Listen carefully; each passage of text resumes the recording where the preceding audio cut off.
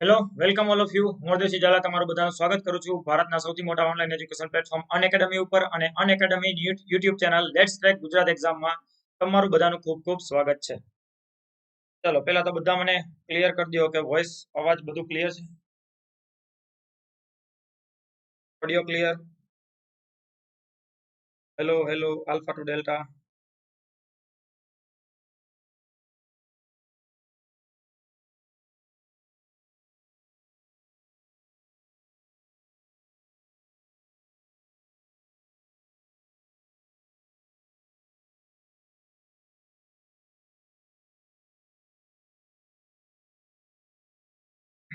Good evening good evening. Jai Hind. ચલો share કરી દો બધાને, કારણ કે ઘણા બધા વિચારતા હશે કે સર મોડા થાય છે ને એટલે આજે હજી તો 10:04 થઈ, સર 10:10 પહેલા આમ થાય નથી. બટ એવું નથી, દર વખતે મોડું થાય એવું જરૂર નથી.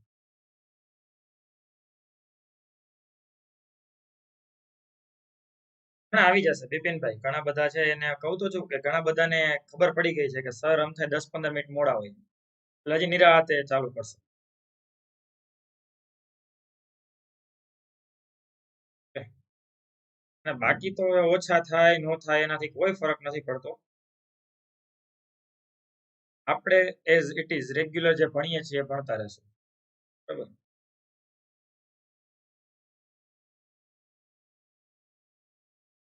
એમસીક્યુ સિરીઝ ચાલુ કરો ને તો 200 વિદ્યાર્થી લાવ્યા આવે. બટ હવે જે યોગ્ય નથી એ હું નહીં જ કરું, એ મારા નિયમ છે. મારા નિયમ મુજબ હું ચાલીશ અને મજબૂર જ્યાં સુધી ના થવું પડે ત્યાં સુધી ઓકે છે. બીજું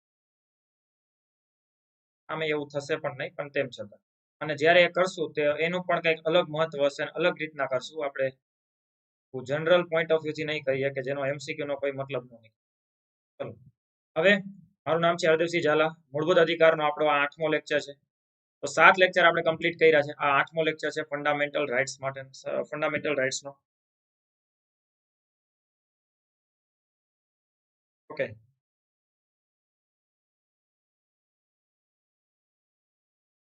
બધું ક્લિયર છે ને? ઓકે ચલો.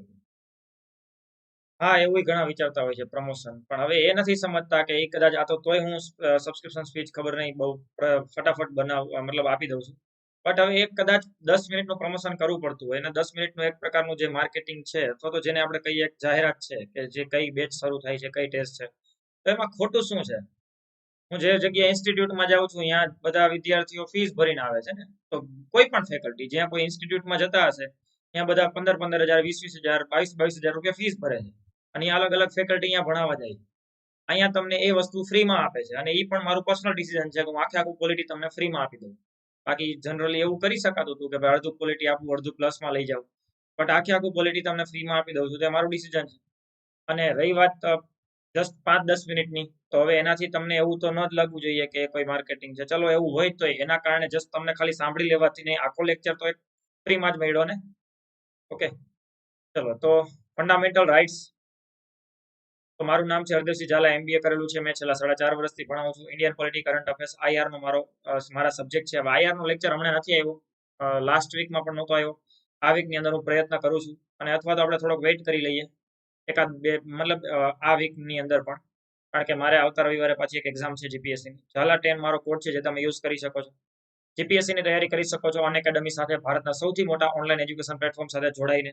જેમાં તમને ઘરે બેઠા તૈયારી કરવાનો મોકો મળશે. બધા કોર્સ તમે એક્સેસ કરી શકશો. ટોપ એજ્યુકેટર તમને પ્રિપેરેશન કરાવશે. બધો સિલેબસ કવર કરવામાં આવશે. ડાઉટ ક્લિયરિંગ સેશન, લાઈવ ટેસ્ટનું આયોજન થતું હશે. Study material, answer writing, mentorship guidance પણ તમને મળી જશે. પ્રાઇસ બહુ જલ્દી વધવાની છે. 28 સપ્ટેમ્બર લાસ્ટ ડેટ છે, ત્યાં સુધીમાં સબસ્ક્રિપ્શનનું પ્લાન કરતા હોય. 2-3 વિદ્યાર્થીઓના મને કોલ આવી ગયા અને 2-3 વિદ્યાર્થીઓએ ડિસાઈડ કર્યું છે, તો એ બધાને કોંગ્રેચ્યુલેશન અથવા તો થેન્ક યુ, જે પણ કેવું હોય. તો તમે પણ જો એવું પ્લાન કરતા હોય તો તમે કોન્ટેક્ટ કરી શકો છો મારો. શિક્ષા મેગા ટેલેન્ટ હન્ટ નામની બિન સચિવાલય પરીક્ષા માટે વિશેષ ટેસ્ટનું આયોજન થયું છે અને આ 25 તારીખે છે. ખાસ તો 25 સપ્ટેમ્બર મેગા ટેસ્ટ છે ઓનલી ફોર બિન સચિવાલય. એટલે તમે બિન સચિવાલયની તૈયારી તમને ખબર છે કરો છો, જો ડિસેમ્બરમાં એક્ઝામ આવે છે, તમે કેટલા પ્રિપેર છો એ તમને અહીંયા ખબર પડી જશે. અને ખાલી અહીંયા ખબર નહીં પડે, જો તમારો પહેલો નંબર આવે છે તો 7,000, બીજો નંબર આવે 5,000, ત્રીજો નંબર આવે તો 2,000. હવે આ કોઈ અમાઉન્ટ કે વાઉચર મતલબ મહત્વનું નથી, એ તો ચલો મળે કે ના મળે, મળે જ છે, જસ્ટ એમ નહીં. પણ કહેવાનો મતલબ એ કોઈ લાલચ નથી, પણ એક અહીંયા તમારું મોટિવેશન છે કે લાખો વિદ્યાર્થીઓ એનરોલ થશે, એક્ઝામ આપશે, એની અંદરથી તમે પહેલો નંબર આવ્યો છે, તો એક તમને એક ગિફ્ટ તરીકે ઇનામ છે તમારું, કારણ કે તમારું એચિવમેન્ટ છે. એટલા ઝાલા 10 કોડ તમે યુઝ કરીને આ ફ્રી ટેસ્ટનું તમે એનરોલ કરી શકો છો. પીએસઆઈ માટે સ્કોલરશિપ ટેસ્ટ છે 19 તારીખ, એમાં પણ તમારો 1 થી લઈને 20માં રેન્ક આવે તો તમને 100%, 75 અને 50% સુધીની સ્કોલરશિપ મળી જશે. બીજું special art and culture geography માટે જીપીએસસી ક્લાસ 1-2 માટેની ટેસ્ટ છે 18 તારીખે. બીજી એક ટેસ્ટ છે ઇકોનોમિક્સ માટે, ઇન્ડિયન પોલિટી અને ઇકોનોમી માટેની, એ પણ જીપીએસસી માટે છે 19 તારીખે. બીજું બેચ કોર્સ શરૂ થઈ ગયા છે સારથી જીપીએસસી માટે, અસ્મિતા પણ જીપીએસસી માટે ફાઉન્ડેશન બેચ 18 તારીખ અને 15 તારીખથી શરૂ થાય છે. બીજું પ્રહાર નામની બેચ. જો આટલી બધી બેચો છે ને શરૂ થતી હોય છે, આ અનએકેડમીનું સબસ્ક્રિપ્શન કંઈ ખોટું નથી. તમે જસ્ટ વિચારો તમે કેટલી બધી બેચમાં તમને એનરોલ કરવાનો મોકો મળે. તમે જીપીએસસી ની તૈયારી કરતા હોય, પીએસઆઈ કરતા હોય, કોન્સ્ટેબલ કરતા હોય, બિન સચિવાલય કરતા હોય, બધી જ બેચો છે ને અલગ અલગ મહિનાની અંદર લગભગ 3-4 બેચો દર મહિને નવી મુકાતી હોય છે. અને બધી બેચો પાછી રેકોર્ડેડ તમે જોઈ શકો છો. અને તમારે સબસ્ક્રિપ્શન તો જસ્ટ ઓનલી વન ટાઈમ લેવાનું, પછી બધી બેચમાં તમે એનરોલ થઈ શકશો. તો જનરલી એવું કઈ નથી. જો ઓફલાઈન ના પોઝિટિવ પોઈન્ટ હશે અને નેગેટિવ પોઈન્ટ હશે, તો સામે આના પોઝિટિવ ને નેગેટિવ બંને તમે કહી શકો, પણ પોઝિટિવ થોડાક વધારે પોઈન્ટ છે. ઓકે, ચલો.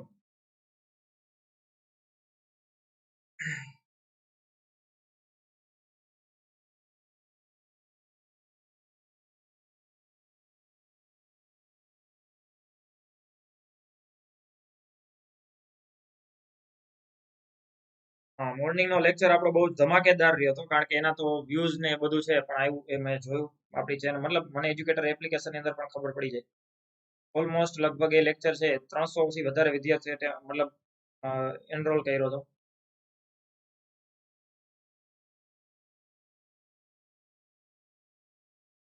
ઓકે, ચલો.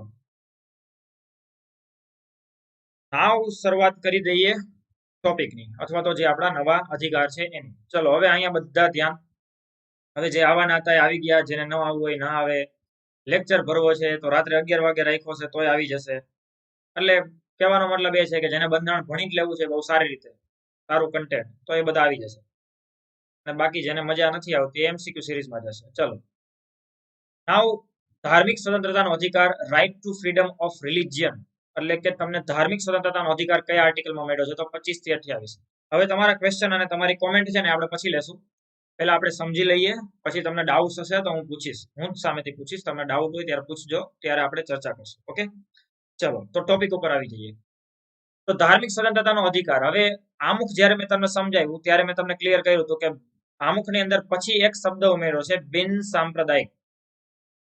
બિન સાંપ્રદાયિક ભારત છે, બિન સાંપ્રદાયિક દેશ છે, પણ આ શબ્દ પછી ઉમેરાનો છે 42માં સુધારા 1976માં.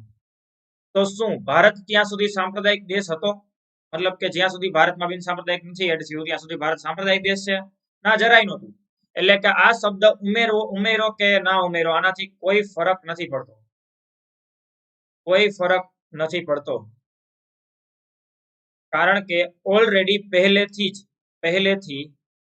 પહેલાથી જ ભારત બિન સાંપ્રદાયિક છે.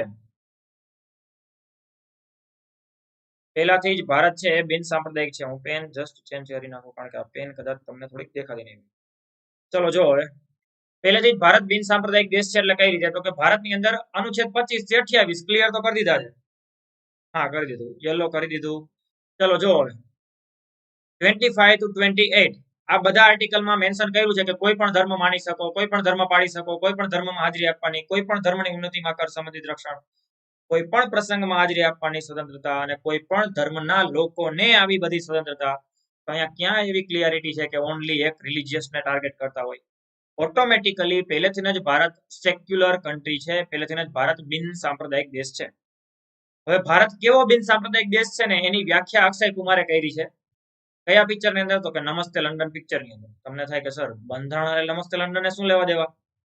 મને બંધારણ બધી જગ્યાએ દેખાય છે, ઘણી બધી જગ્યાએ મને બંધારણ છે એનું કંઈક પોઈન્ટ જોવા મળી જાય. તો નમસ્તે લંડન જો જેમ તમે જોયું હોય તો, ન જોયું હોય તો જોવાની જરૂર નથી. ઘણા બધાને પાછો એમાં અફસોસ હોય કે આપણે બિન સાંપ્રદાયિકતાની વ્યાખ્યા ચૂકી ગયા, આજ જ જોઈ નાખી નમસ્તે લંડન. ના, એવું નથી કરવાનું. નમસ્તે લંડન મૂવીની અંદર અક્ષય કુમાર છે એક ડેફિનેશન બોલે છે, જેમાં એક અંગ્રેજો અથવા તો જે બ્રિટિશરો હોય છે બધા ભારતનો મજાક બનાવતા હોય છે ત્યારે એક એવો સીન આવે છે કે જેમાં અક્ષય કુમાર કેટરીના કૈફને બોલાવે છે અને પછી એને કહે છે કે હું જે બોલું ને એનું મને ટ્રાન્સલેટ કરીને કહેજે, એટલે મારે સંભળાવવું છે કે ભારતને આ કઈ રીતે જોવે છે, એકચ્યુઅલમાં ભારત શું છે. પછી ઘણા બધા ભારતના પોઝિટિવ પોઈન્ટ કહે છે કે ભારત વર્લ્ડની ત્રીજા નંબરની આર્મી છે, વર્લ્ડનો ચોથો એરફોર્સ તરીકેનો દેશ છે. ભારતની અંદર 1080 ન્યૂઝપેપર છપાય છે અને એની કોપી એટલી છપાય છે કે જેની પોપ્યુલેશન તમારી નથી એટલી પોપ્યુલેશન તો અમારા જસ્ટ છાપુમાંથી લે છે, એટલે છાપાની એટલી કોપી હોય છે. ઘણું બધું આવું કહે છે. પછી એક વ્યાખ્યા કરે છે બિન સાંપ્રદાયિકતાની, કે ભારતની અંદર 85% હિન્દુ આબાદી હોવા છતાં, ભારતની અંદર 85% હિન્દુ આબાદી હોવા છતાં એક Christian Catholic lady prime minister બની શકતા હતા, એટલે કે સોનિયા ગાંધી એક Christian Catholic lady prime minister બની શકતા હતા. અગેન એ આમ જોવો તો પછી તો હિન્દુ થઈ ગયા છે, પણ જસ્ટ એનો કહેવાનો મતલબ શું હતો. પછી એક ક્રિશ્ચિયન કેથોલિક લેડી પ્રાઇમ મિનિસ્ટરની ખુશી જતી કરે છે અગેન એક માઇનોરિટી માટે, અને જે આવે છે શીખ કોમ્યુનિટીમાંથી આપણા મનમોહન સિંહ સાહેબ. તો મનમોહન સિંહ માટે એક ખુશી જતી કરે છે અને શીખ કોમ્યુનિટીમાંથી આવતી એક માઇનોરિટીમાંથી મનમોહન સિંહ શપથ લે છે અગેન એક બીજી માઇનોરિટીની સામે, જે આવે છે મુસ્લિમ લઘુમતીમાંથી, જે છે એપીજે અબ્દુલ કલામ. તો કહેવાનો અક્ષય કુમારનો મતલબ એ હતો નમસ્તે લંડન પિક્ચરની અંદર કે ભારતની અંદર 85% હિન્દુ આબાદી હોવા છતાં એવી પોસિબિલિટી હતી કે ક્રિશ્ચિયન લેડી પ્રાઇમ મિનિસ્ટર બની શકતા હતા, અથવા તો એને ખુરશી જતી કરી તો એ પણ એક માઇનોરિટીમાંથી આવે છે જે મનમોહન સિંહ છે. અગેન એ પાછા જેની પાસે શપથ લેતા હતા એ એપીજે અબ્દુલ કલામ મુસ્લિમ માઇનોરિટીમાંથી આવે છે. તો ભારતની અંદર 85% આબાદી છે, તેમ છતાં ભારતની અંદર એવું પોસિબલ છે કે એક પ્રેસિડેન્ટ મુસ્લિમ બની શકે છે, એક ચીફ જસ્ટિસ મુસ્લિમ બની શકે છે, કોઈ રાજ્યના રાજ્યપાલ મુસ્લિમ બની શકે છે, અથવા તો કોઈ શીખ બની શકે છે, કોઈ ક્રિશ્ચિયન બની શકે છે, કોઈ પારસી બની શકે છે, કોઈ જૈન બની શકે છે, કોઈ પણ બૌદ્ધ બની શકે છે, because of secular state. Clear? તો આ થોડુંક બિન સાંપ્રદાયિકતાની વ્યાખ્યા થઈ ગઈ. ચલો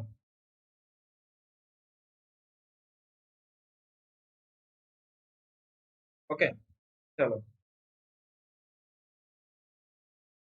ચલો હવે અહીંયા ધ્યાન આપો, અંદર ચર્ચા રહેવા દો યાર. નાવ ટોપિક ઉપર થોડુંક વધારે ફોકસ કરીએ. બિન સાંપ્રદાયિકતાની વ્યાખ્યા બધાને ક્લિયર થઈ ગઈ કે ભારત કેટલો બિન સાંપ્રદાયિક દેશ છે, કેટલું સેક્યુલર કન્ટ્રી છે, એનું મેં તમને થોડું ક્લિયર કરી દીધું. એટલે એવું નથી કે આપણે એને કન્સિડર કરશું. અને બીજું, તમારે મેઇન્સમાં આવું લખવું નહીં.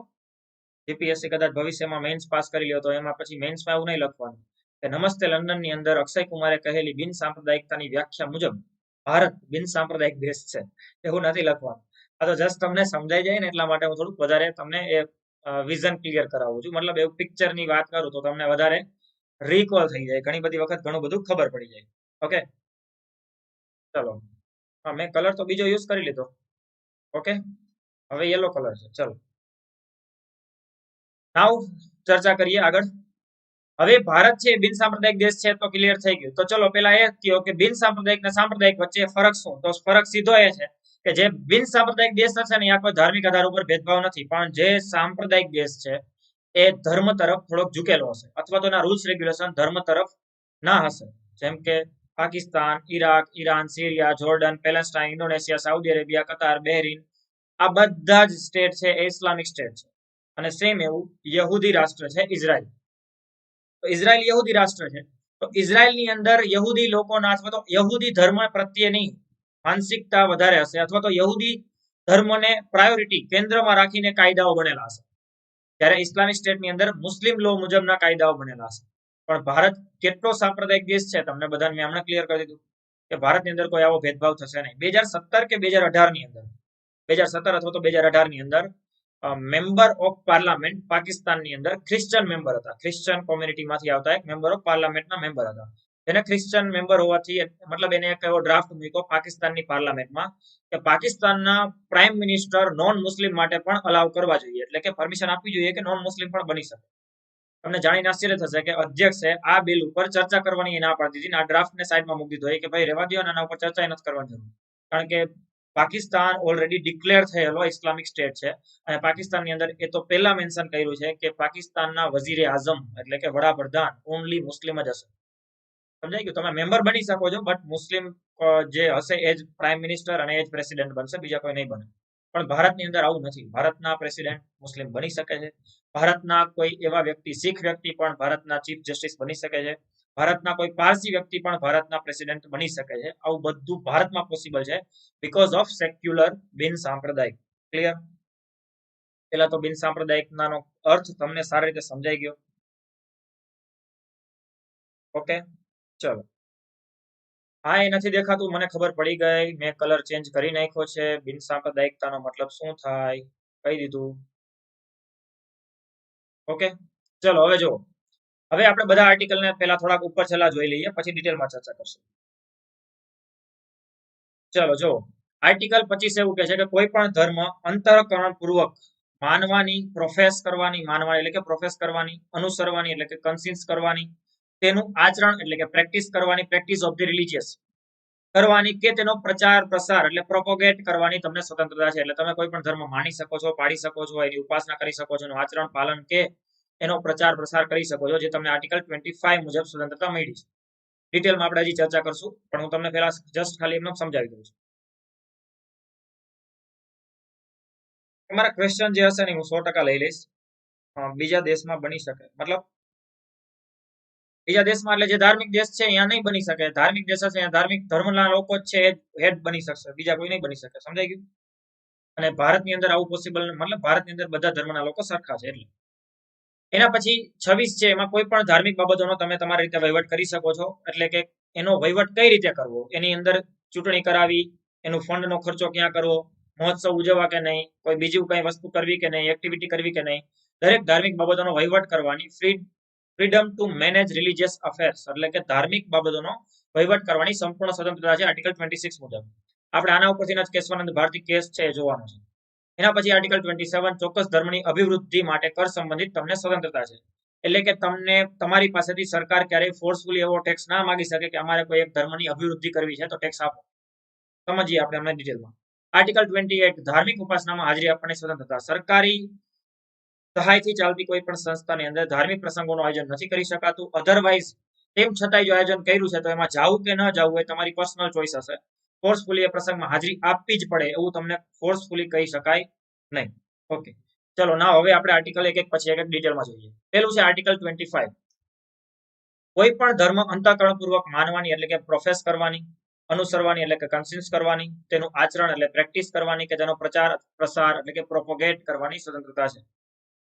કોઈ પણ ધર્મને તમે માની શકો છો, પાળી શકો છો, અપનાવી શકો છો, આચરણ કરી શકો છો, કે એની ઉપાસના અથવા તો એનો પ્રચાર પ્રસાર પણ કરી શકો છો. હવે આચરણ કરવું, ઉપાસના કરવું બંનેનો મતલબ સરખો જ થાય. આચરણ એટલે કે પ્રેક્ટિસ ઓફ ધી રિલિજિયસ અથવા તો ઉપાસના એટલે કે એની પ્રક્રિયા નિભાવવી.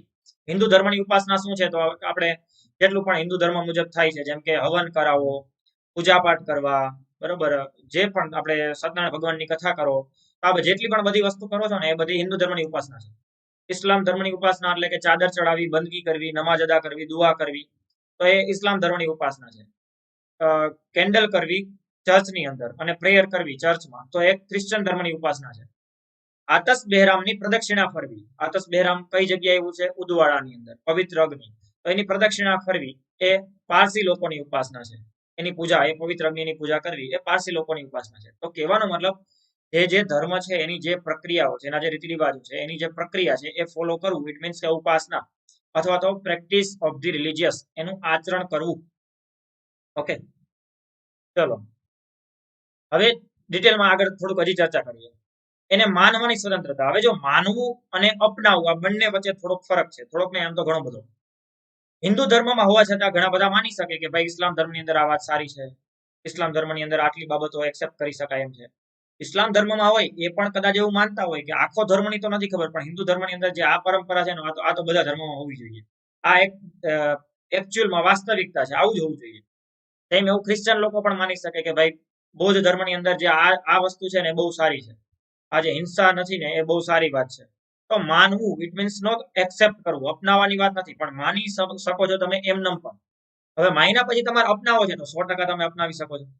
કોઈ પણ લોકો ભારતની અંદર કોઈ પણ ધર્મ અપનાવી શકે છે, પણ અગેન આ વોલન્ટરી હોવું જોઈએ, સ્વૈચ્છિક હોવું જોઈએ. ફોર્સફુલી કોઈ ધર્મને પરાણે અપનાવવાનું ફોર્સ કરવામાં આવશે તો એ ગેરકાયદેસર કરાવવામાં આવેલું ધર્માંતરણ છે, અને આવું કરાવી શકાય નહીં. ગ્રાઉન્ડ લેવલ ઉપર ઘણી બધી જગ્યાએ આવું થતું હોય છે. તો જો આ થાય છે તો આ ગેરકાયદેસર છે, આના ઉપર સજાની જોગવાઈ પણ છે. પણ સ્વૈચ્છિક કોઈ વિચારે છે કે ભાઈ ઓકે મારે થવું છે હિન્દુમાંથી મુસ્લિમ, મુસ્લિમમાંથી હિન્દુ, તો થઈ શકે છે. અને ઘણા બધા સેલિબ્રિટી થયા છે. જેમ કે દિલીપ કુમાર, જેનું હમણાં અવસાન થઈ ગયું. દિલીપ કુમાર છે એ ફિરોઝ ખાન, બરોબર ને, પેલા મુસ્લિમ હતા, પછી હિન્દુ થયા. તો આપણા અત્યારે એક હિન્દુ કલાકાર હતા, જે આપણે AR રહેમાન છે. AR રહેમાન હિન્દુમાંથી મુસ્લિમ થયા છે. તો હિન્દુમાંથી મુસ્લિમ, મુસ્લિમમાંથી હિન્દુ, આવું થઈ શકે છે. સમજાઈ ગયું?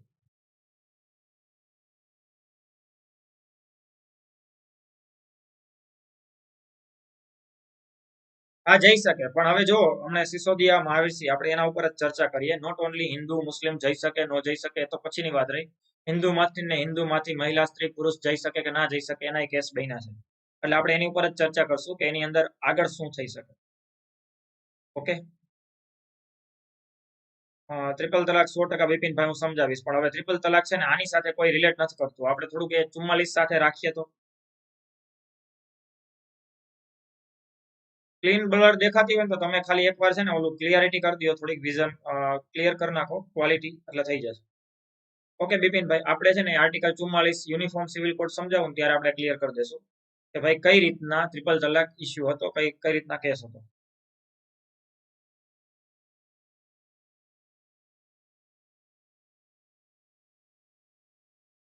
હા, સાચી વાત છે.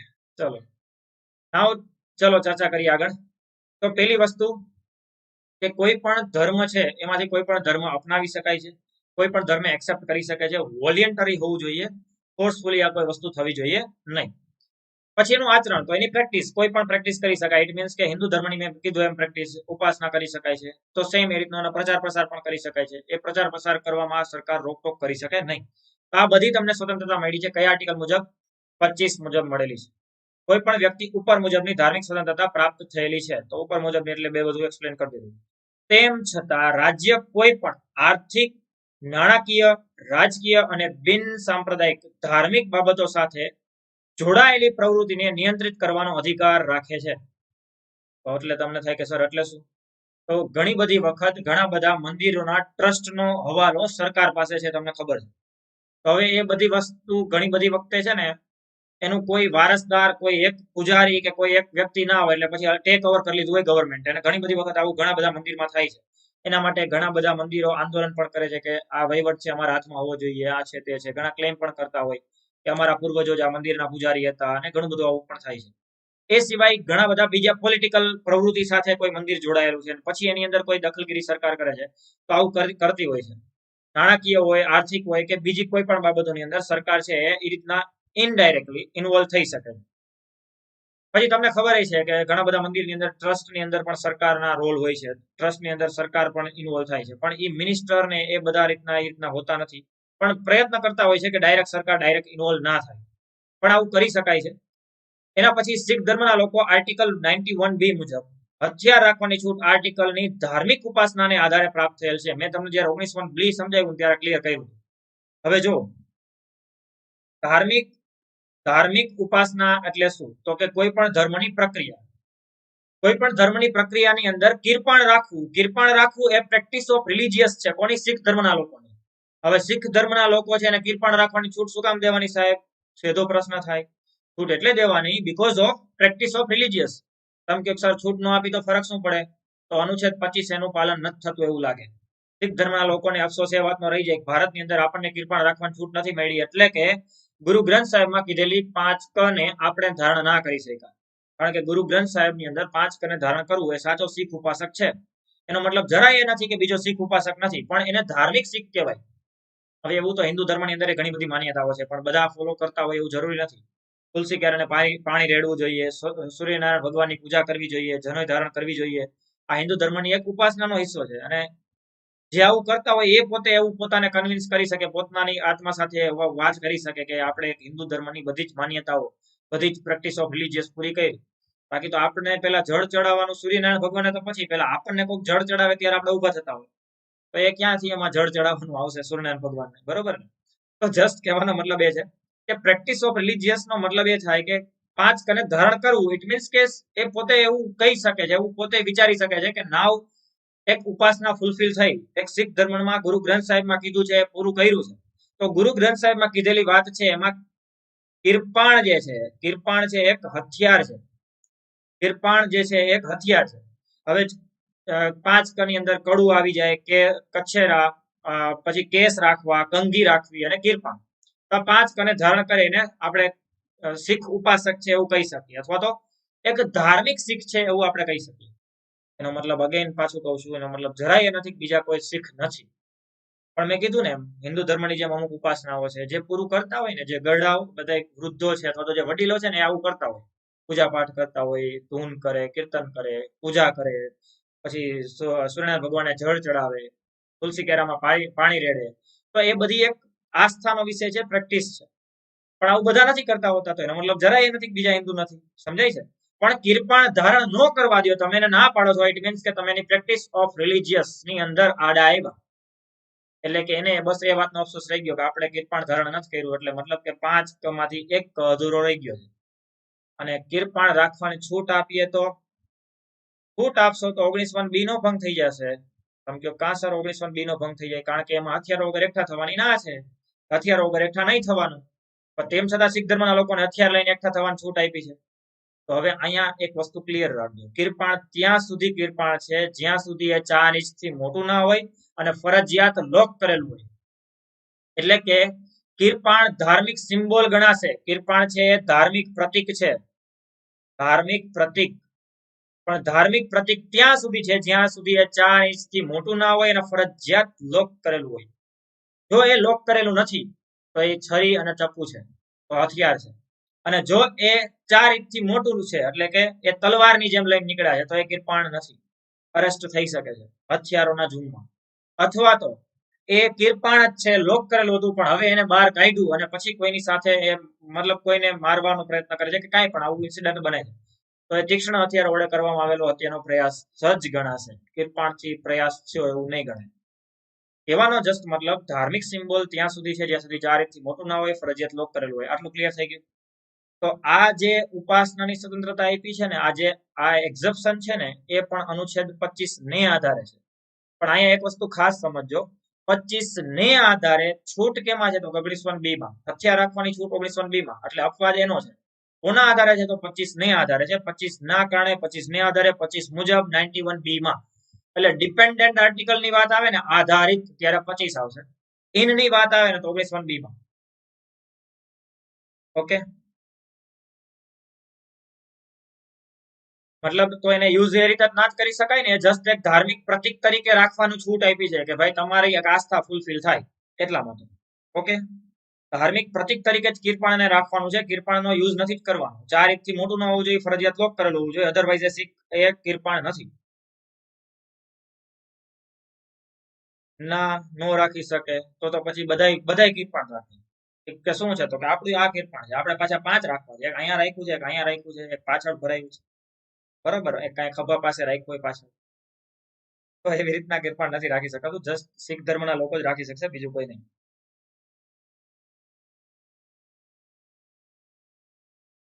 પ્રશાંતભાઈ, ધર્મને યુઝ કરવાની સ્વતંત્રતા નથી, પણ સમજાવું છું. ધર્મને યુઝ કરવાની સ્વતંત્રતા એ રીતના નથી, પણ ધર્મની અંદર જે વાત કરી છે ને, ધર્મની રક્ષા માટે કિરપાણને એક ધાર્મિક સિમ્બોલ તરીકે જ આપ્યું છે, અને ધાર્મિક સિમ્બોલ તરીકે જ આપણે એને આગળ વધાર્યું છે. બીજો કોઈ મતલબ નથી. એ ઇતિહાસ હતો, ઇતિહાસમાં ધાર્મિક સ્વતંત્રતા માટે થઈને, ધર્મની રક્ષા માટે થઈને હથિયારો વાપરવા જરૂરી હતા. બટ હવે સરકાર તમારી પ્રોટેક્શન આપે છે, સરકાર પાસે આર્મી છે, પોલીસ છે, એરફોર્સ છે, નેવી છે, બધું છે.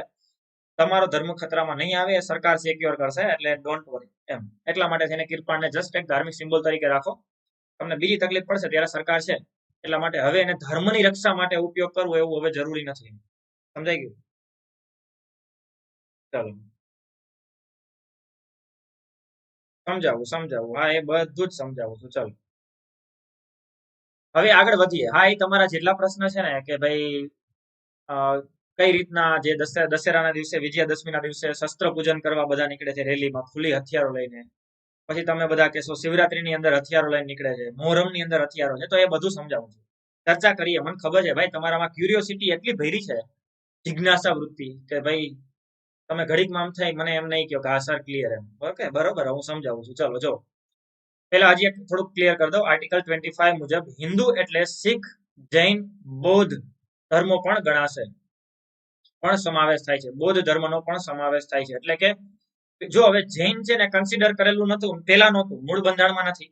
પણ જૈન ઓટોમેટિકલી જ્યારે માઇનોરિટી નો દરજ્જો મળી ગયો છે અલગથી લઘુમતીનો, એટલા માટે જૈન પણ પાર્ટ છે આર્ટિકલ 25 મુજબ હિન્દુનો, બાકી એ તો હિન્દુ તરીકે જ કન્સિડર થતું હતું. એટલે હવે તમને થાય સર આ હિન્દુ એટલે કઈ રીતના, તો હિન્દુ મેરેજ એક્ટ મુજબ જ આ બધા સાથે કાર્યવાહી થશે, એટલે અલગ અલગ એક્ટ નથી, એટલા માટે આર્ટિકલ 25 મુજબ આને હિન્દુ ગણના છે. ઓકે ઓકે ચલો હમણાં સમજાવું છું, તમારા બધા પ્રોબ્લેમ સોલ્વ થઈ ગયા. ચલો પેલા અહીંયા સુધીનું બધું ક્લિયર થઈ ગયું. નાવ આગળ વધીએ. તમને જે પ્રશ્ન છે કે સર કિરપણ રાખવાની અહીંયા તો છૂટ આપી દીધી, પણ અમને જે તમે કયો છો એમ કે ભાઈ આપણે જે શું કહેવાય વિજયાદશમી હોય, દશેરા હોય, તો દશેરાના દિવસે ક્ષત્રિય સમાજ દ્વારા, રાજપૂત સમાજ દ્વારા વિજયાદશમીનું પૂજન થતું હોય છે, અથવા તો શસ્ત્ર પૂજન માટે શસ્ત્રો લઈને નીકળે છે. ઇવન તમને એક વાત કહી દઉં, તમે જેટલા પોલીસમાં જવા માંગો છો ને એ બધાને આ વસ્તુ ફરજિયાત હોય છે, ખબર છે? ફરજિયાત ઇટ મીન્સ કે ઓલમોસ્ટ થતું જ હોય છે. અમારા રાજકોટની અંદર પોલીસ હેડક્વાર્ટરમાં દર વર્ષે વિજયાદશમીના દિવસે બધા પોલીસ અધિકારી, પોલીસ કર્મચારીઓ, જેને આપણે કોન્સ્ટેબલ અને જેટલા પણ છે, બધા પોતાના હથિયારની પૂજા કરે છે અને એક શાસ્ત્રોક્ત વિધિ દ્વારા પૂજા પાઠ થતું હોય છે. તો હવે આ જે પૂજા કરવામાં આવતી હોય છે ને પોલીસ ડિપાર્ટમેન્ટ કરે છે. હવે શસ્ત્રોની પૂજા કરવી એક ઉપાસનાનો હિસ્સો છે. અગેન અહીંયા એ જ વાત આવી જશે, પ્રેક્ટિસ ઓફ રિલિજિયસ, આચરણ. પ્રેક્ટિસ ઓફ રિલિજિયસ નો મતલબ શું થાય? હા, હથિયારની પૂજા કરવામાં આવતી હોય છે. હવે એ હથિયારની પૂજા જે છે વિજયાદશમીના દિવસે કરવામાં આવે, એ તો એક પોલીસ ડિપાર્ટમેન્ટ કરે જ છે. ઇવન માની લો કે અલગ અલગ સમાજ દ્વારા, જેમ કે ક્ષત્રિય સમાજ દ્વારા પણ રેલી નીકળતી હોય છે, તો આ રેલી નીકળે અને એની અંદર હથિયારો ખુલ્લા રાખીને પણ નીકળવામાં આવતું હોય છે, હથિયારો પણ સાથે હોય છે, આવું હોય છે. તો શું આ કોઈ આર્ટિકલ 91B નો ભંગ છે, અથવા તો શું આવી છૂટછાટ એને મળવી જોઈએ? તો ના, એવું નથી કે ભંગ છે. એ મેં તમને 91B માં થોડું ક્લિયર કર્યું હતું કે એ છે ને અગેન અહીંયા એમાં આવશે કે એ ઉપાસનાનો જ હિસ્સો છે. ઉપાસના કેવી રીતે? તો કે વિજયાદશમીના દિવસે શસ્ત્ર પૂજન કરવું એ હિન્દુ ધર્મની આસ્થા અને પરંપરા સાથે જોડાયેલી વાત છે. કારણ કે વિજયાદશમીના દિવસે શસ્ત્રો, આપણા શાસ્ત્રો એવું કહે છે કે શસ્ત્રોનું પૂજન કરવું જોઈએ, એક શક્તિનું પ્રતીક છે, એટલા માટે એનું પૂજા કરવું. તો હવે અહીંયા જે પૂજા કરવામાં આવે છે ને એમાં ઇન્ટેન્શન, ઈરાદો જોવામાં આવશે. ઈરાદો શું છે? તો કે ઈરાદો જસ્ટ એક ધાર્મિક પ્રેક્ટિસ ફૂલફિલ કરવાનો છે, અને એના માટે એ લેખિતમાં પરમિશન માંગે છે, એમને નથી નીકળી જતા. એ લેખિતમાં પરમિશન માંગે છે. અને ઇવન નોટ ઓનલી ક્ષત્રિય સમાજ, વિજયાદશમીના દિવસે ક્ષત્રિય સમાજ, પછી શિવરાત્રીના દિવસે જે આપણે થતું હોય છે, કહેવાય કે શસ્ત્રોનું અલગ અલગ પ્રદર્શન થતું હોય છે. મોહરમના દિવસે મુસ્લિમ સમાજ દ્વારા નીકળવામાં આવે છે. પછી પરશુરામ જયંતિના દિવસે નીકળવામાં આવે છે બ્રહ્મ સમાજ દ્વારા. તો અલગ અલગ ઘણી બધી વખતે આવું થતું હોય છે કે જેમાં શસ્ત્રો લઈને રેલી થતી હોય છે. અહીંયા ઇન્ટેન્શન જોવામાં આવશે. ઇન્ટેન્શન કઈ રીતે? તો કે પેલા તો લેખિતમાં બાંહેધરી લીધી છે. કોની? તો કે કલેક્ટરની, કમિશનરની. પેલા પરમિશન માંગી છે કે આટલા વાગે આ જગ્યાએ અમે આટલા વ્યક્તિ એકઠા થવાના છીએ. રીઝન? તો કે રીઝન છે વિજયાદશમીનો ઉત્સવ. વિજયાદશમીના દિવસે ધાર્મિક ઉપાસનાના ભાગરૂપે અમે આ જગ્યાએથી આ જગ્યા સુધી એક રેલી કાઢવાના છીએ, આ મંદિરે જવાના છીએ, અહીંયા અમે એક સાંસ્કૃતિક વિધિથી શસ્ત્રોનું પૂજન કરવાના છીએ, પછી અમે પ્રસાદ લેશું, પછી છૂટા પડશું. અહીંયા ઈરાદો કોઈનામાં ભય ફેલાવવાનો નથી. અહીંયા ઈરાદો કોઈનામાં ભય ફેલાવવાનો નથી, પરંતુ અમારી જે પારંપરિક રીતિ રિવાજો છે એને પૂર્ણ કરવાનો છે, પ્રેક્ટિસ ઓફ રિલિજિયસ નો છે, તો અમને અહીંયા અનુમતિ આપવા વિનંતી, રિક્વેસ્ટ છે. હવે રિક્વેસ્ટ છે, વિનંતી છે, અને કમિશનર ને કલેક્ટર પરમિશન આપે છે, પછી રેલી નીકળે છે, તો એ કોઈ વાયોલેશન નથી. બટ હા, વિધાઉટ પરમિશન નીકળે છે તો પોલીસ એને રોકી શકે છે, અટકાયતમાં લઈ શકે છે. બીજું કે જ્યારે આવી પરમિશન માંગવામાં આવે છે ત્યારે જરૂરી નથી કે જેવી પરમિશન માંગી એવી જ પરમિશન મળે. બની શકે કે એનો સમય ઘટાડવાનો કહે, બની શકે એનો રૂટ ચેન્જ કરવાનું કહે, બની શકે એની માત્રા ઘટાડવાનો કહે. એટલે કે ભાઈ 500 વ્યક્તિ તમે ભેગા થવાનો છો, એટલા બધા નહીં. અત્યારે COVID-19 ચાલે છે, એની ગાઈડલાઇન્સ ફોલો કરો, અથવા તો ઇલેક્શન ચાલે છે તો ગાઈડલાઇન્સ ફોલો કરો. જસ્ટ આટલા જ વ્યક્તિ, 100 વ્યક્તિ જાઓ, શસ્ત્ર પૂજન કરી આવો, તમારી આસ્થાને પણ અમે માન આપીએ છીએ. સમજાઈ ગયું? તેમ આ રીતના કોઈ ફંક્શનની અંદર, મતલબ કે મેં કીધું એમ ધાર્મિક ફંક્શનની અંદર કોઈ આવી રીતના શસ્ત્રોનું પ્રદર્શન, શસ્ત્રોનું પૂજન, શસ્ત્રોનું કૌતબ, અથવા તો એની કોઈ પણ સ્કિલ બતાવવામાં આવતી હોય છે, તો એ પણ કોઈ વાયોલેશન નથી. ક્લિયર છે? નોટ ઓનલી વિજયાદશમી, જે પણ ધાર્મિક, જેની અંદર તમે એવું કન્સિડર કરી શકો ને કે આ પ્રેક્ટિસ ઓફ રિલિજિયસ સાથે જોડાયેલું છે, એક પરંપરા સાથે જોડાયેલું છે, એક રીતિ રિવાજ સાથે જોડાયેલું છે, તો ઇટ મીન્સ કે એ જે છે એ પ્રેક્ટિસ ઓફ રિલિજિયસ, રીતિ રિવાજ, પરંપરાઓમાં ગણાશે. ક્લિયર? હા, એ પાછું ગુનો છે. હવે એ તમે જે કહો છો કે મેરેજ ફંક્શન ની અંદર જે ફાયરિંગ કરવામાં આવે, મેરેજ ફંક્શન ની અંદર બીજું કોઈ હથિયારો દ્વારા ઓલું કરવામાં આવે, તો એ બધી જગ્યાએ ગુનો, એ નોંધ, મતલબ એ ક્રાઇમ છે, અને એ જો એના વિડીયોઝ ને એવું વાયરલ થાય તો ઘણી બધી વખત એના ઉપર કાર્યવાહી પણ થઈ શકે છે. ઓકે.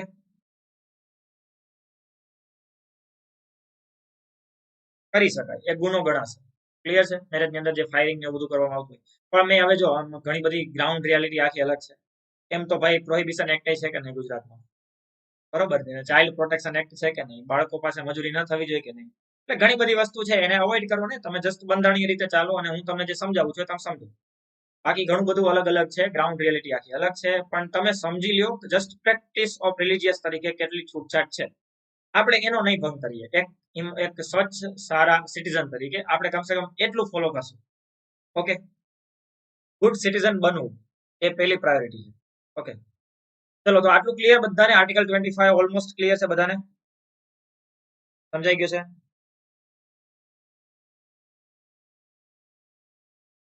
પરમિશન લીધા બાદ એટલે શેની પરમિશન? ફાયરિંગ કરવાની થોડી પરમિશન લેવાની છે ભાઈ.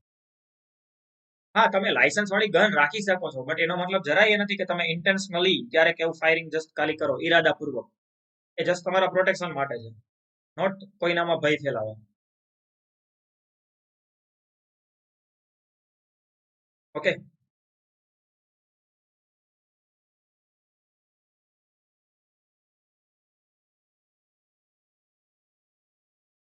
અનિતા મહેશ્વરી, તમે જે ક્વેશ્ચન પૂછ્યો છે ને, આ ક્વેશ્ચન મેં કાલના લેક્ચરમાં બહુ વ્યવસ્થિત સમજાવ્યો છે, એટલે તમે એકવાર જોઈ લેજો ને કાલનો લેક્ચર. કારણ કે તમે જે ક્વેશ્ચન પૂછ્યો ને કે પિક્ચરની અંદર અથવા તો ડ્રામાની અંદર બાળકોને જે કામ કરાવે છે બાળ મજૂરી ના આવે, તો એના ઉપર જ મેં વ્યવસ્થિત લગભગ 15 મિનિટ ચર્ચા કરી છે. ઓકે, થોડુંક ફાસ્ટ ફોરવર્ડમાં લેક્ચર જોઈ લેજો. ઓકે, ચલો નાવ એના પછી આર્ટિકલ 26 માં આવી જઈએ. કારણ કે આર્ટિકલ 23-24 આપણે કાલે જે ભણ્યા એની અંદર મેં ચર્ચા કરી લીધી છે. ચલો નાવ એના પછી છે આર્ટિકલ 26, ધાર્મિક બાબતોનો વહીવટ કરવાની સ્વતંત્રતા, freedom two manage religious affair. એટલે કે કોઈ પણ ધર્મ છે એની તમે એની અંદર કોઈ પણ પ્રકારની સ્વતંત્રતા અપનાવી શકો છો. એટલે કે એનો વહીવટ કઈ રીતે કરવો, તમારે ધર્મની અંદર કઈ કઈ બાબતોની અંદર કઈ કઈ રીતે વહીવટ કરવો એ તમે કહી શકો છો. ચલો જો હવે ઓકે, હા બસ તો એ તમે જોઈ લેજો એટલે તમને ખબર પડી જશે. કાલના લેક્ચરની અંદર મેં ક્લિયર કરી દીધું છે કે બાળકો છે એને કઈ રીતે પિક્ચરની અંદર ને એની અંદર કોઈ કામ કરાવવું એ કોઈ ગેરકાનૂની મતલબ કામ નથી, એ નિર્દોષ કામમાં આવી જશે. એને આપણે ઇનોસન્ટ વર્ક કહીએ. ઓકે, હવે એના પછી આગળ વધીએ તો પેલા તો વહીવટ કઈ કઈ બાબતનો, તો કે ધાર્મિક કાર્યોની પૂજા પાઠ માટે ધાર્મિક સ્થાપનાનો, ધાર્મિક બાબતો માટે ધાર્મિક સ્થાપવાનો અથવા તો વહીવટ કરવાની અધિકાર છે. ધાર્મિક ધાર્મિક સંપ્રદાયની સ્થાપના કરવાનો અને એનો વહીવટ કરવાનો અધિકાર છે. ધાર્મિક બાબતો સંબંધિત વ્યવસ્થા કરવાનો પણ અધિકાર છે. એટલે વ્યવસ્થા એટલે કે કોઈ પણ પ્રકારનું એડમિનિસ્ટ્રેશન ઉભું કરવું, કોઈ પણ પ્રકારનો વહીવટ કરવો, ફંડ આવ્યું છે તો ફંડનો ખર્ચ ક્યાં કરવો, મહોત્સવ ઉજવવા કે નહીં, કોઈ કાર્યક્રમ કરવા કે નહીં, કોઈ ગૌશાળા બનાવી તો એનું કઈ રીતનું પ્લાનિંગ કરવું, મંદિર બનાવવું તો એ બીજું કઈ રીતના વિચારવું. પ્રોપર્ટી જે છે, પ્રોપર્ટી ઇટ મીન્સ કે જે સંપત્તિ છે આશ્રમની, મંદિરની, સંપ્રદાયની, એ જગ્યાની, એ સંપ્રદાય જે છે એની જગ્યા છે, એની પ્રોપર્ટી છે, એનું કઈ રીતે વહીવટ કરવો, તો આ બધી જ વસ્તુ આમાં આવી જશે. જંગમ સ્થાવર સંપત્તિનું એકત્રીકરણ, રક્ષણ કરવાનું, ધાર્મિક સંસ્થાની સ્થાપનાનો કાયદેસર ઉપયોગ કરવાનો. હવે આના આધાર ઉપર જ હું તમને હમણાં આગળ સમજાવું છું કેશવાનંદ ભારતી કેસ, એ સમજાવું છું. પણ એ ક્યારે સમજાવીશ, પહેલા આપણે બધા આર્ટિકલ જોઈ લઈએ. કેશવાનંદ ભારતી વર્સિસ કેરળ રાજ્યનો કેસ છે, સબરીમાલા વાળો કેસ છે, તો બે કેસ ક્લિયર કરશું એટલે ઓલમોસ્ટ આપણે ધાર્મિક સ્વતંત્રતાનો અધિકાર પૂરો કરશું. પણ એ મેં પછી રાખ્યું છે કારણ કે એ કેસમાં આપણે વયા જશું ને તો પછી બહાર નીકળવામાં વાર લાગશે, અને પછી વળી પાછળ 27 અને 28 આર્ટિકલ 2 છૂટી જશે, વળી એક કાલ ઉપર લઈ જવા પડશે. એટલે પેલા આપણે આર્ટિકલ પૂરા કરી લઈએ પછી કેસ સ્ટડીમાં જાય. ઓકે,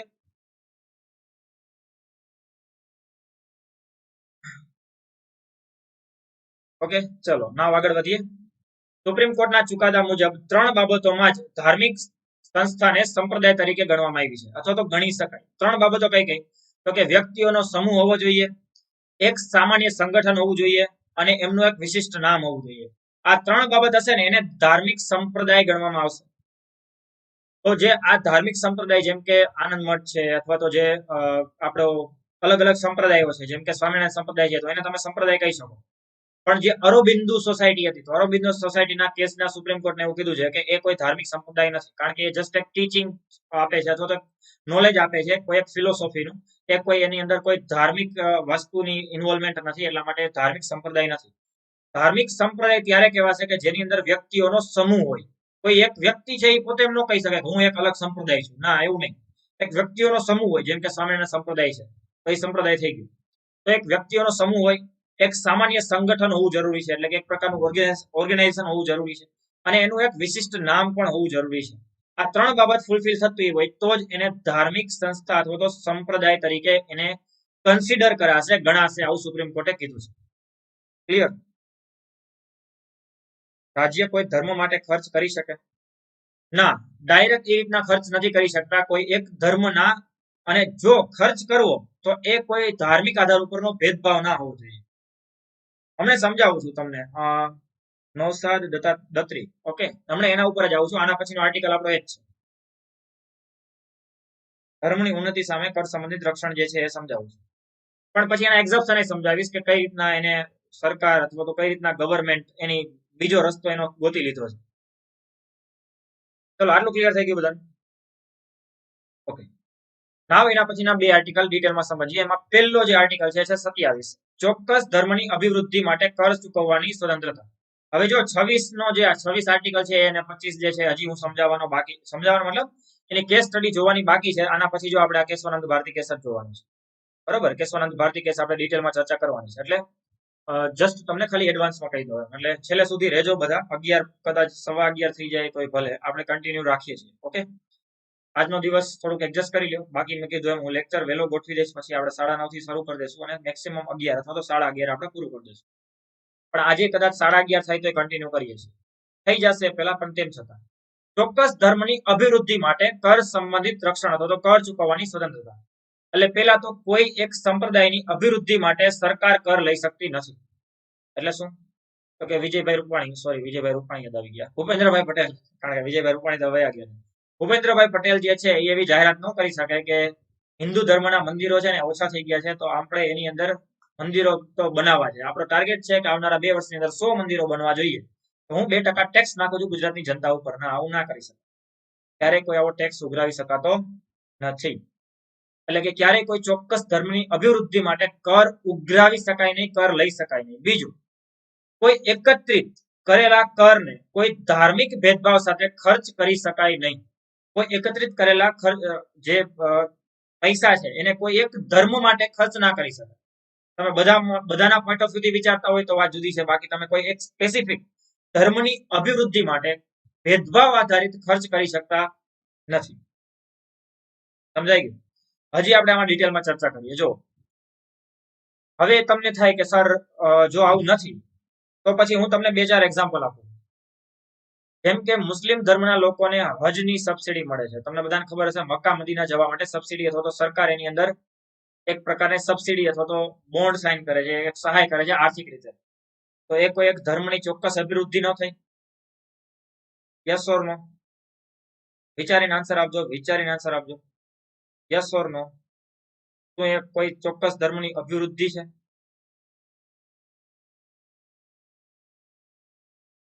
હજ માટેની જે યાત્રા છે, શું એ કોઈ ચોક્કસ ધર્મની અભિવૃદ્ધિ છે?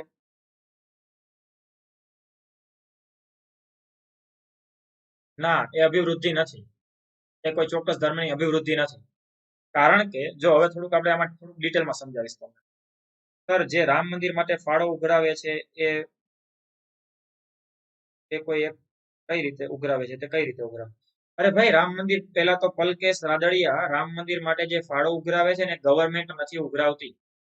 એનું ટ્રસ્ટ બન્યું છે અને ટ્રસ્ટ જ બનાવે છે. ગવર્મેન્ટનું ઇન્વોલ્વમેન્ટ એમાં ડાયરેક્ટ નથી. સમજાઈ ગયું? પલકેશ રાદડિયા એ રામ મંદિરનું જે રામ જન્મભૂમિ તીર્થ છે, તીર્થ ટ્રસ્ટ, રામ જન્મભૂમિ તીર્થ ટ્રસ્ટ જે છે એ ઉઘરાવે છે, સરકાર નથી ઉઘરાવતી. ઓકે, પહેલી વસ્તુ એ ક્લિયર કરવી. ઓકે, ચલો હવે જો સમજાવું છું. પહેલી વસ્તુ તો એ કે ક્યારેય કોઈ જે હજની સબસિડી આપે છે સરકાર, તો એ કોઈ ધાર્મિક ભેદભાવ નથી, અથવા તો એ કોઈ ચોક્કસ ધર્મની અભિવૃદ્ધિ માટે ખર્ચ કર્યો એવું ના કહી શકો. બીજું, એના સિવાય યોગી આદિત્યનાથ દ્વારા યુપી ગવર્મેન્ટની અંદર એક પોલિસી ડિક્લેર કરવામાં આવી કે જેની અંદર સિનિયર સિટીઝનને સરકાર 4 ધામની યાત્રામાં સબસિડી પ્રોવાઈડ કરશે. 4 ધામની યાત્રા એટલે તમને ખબર જ છે કે 4 ધામની યાત્રા હિન્દુ ધર્મની પણ એક આસ્થા સાથે જોડાયેલી વાત છે. જેમ ઇસ્લામ ધર્મની ઉપાસના ફૂલફિલ કરવા માટે ગવર્મેન્ટ સહયોગી બને છે, હવે તમને થાય કે સર તમે હમણાં કહેતા હતા કે ધાર્મિક આધાર ઉપર ખર્ચ ન કરાય, તો આ શું હતું? થોડુંક પ્રેક્ટિકલી સમજાવું છું. ભારત જે છે ને, ભારત એ ધાર્મિક દેશ કેવો છે? જો ભારત છે ને એ હકીકતમાં તો પંથ નિરપેક્ષ છે, પણ આપણે પંથ નિરપેક્ષ છીએ ને એનો મતલબ જરાય એ નથી કે ભારતની અંદર ધર્મને કોઈ માન્યતા નહીં મળે. હકીકતમાં તો એવું છે કે દેશ એટલે કે ભારત બધા ધર્મને સમાન આંખે, સમાન નજરે અથવા તો સમાન આંખથી જોવે છે.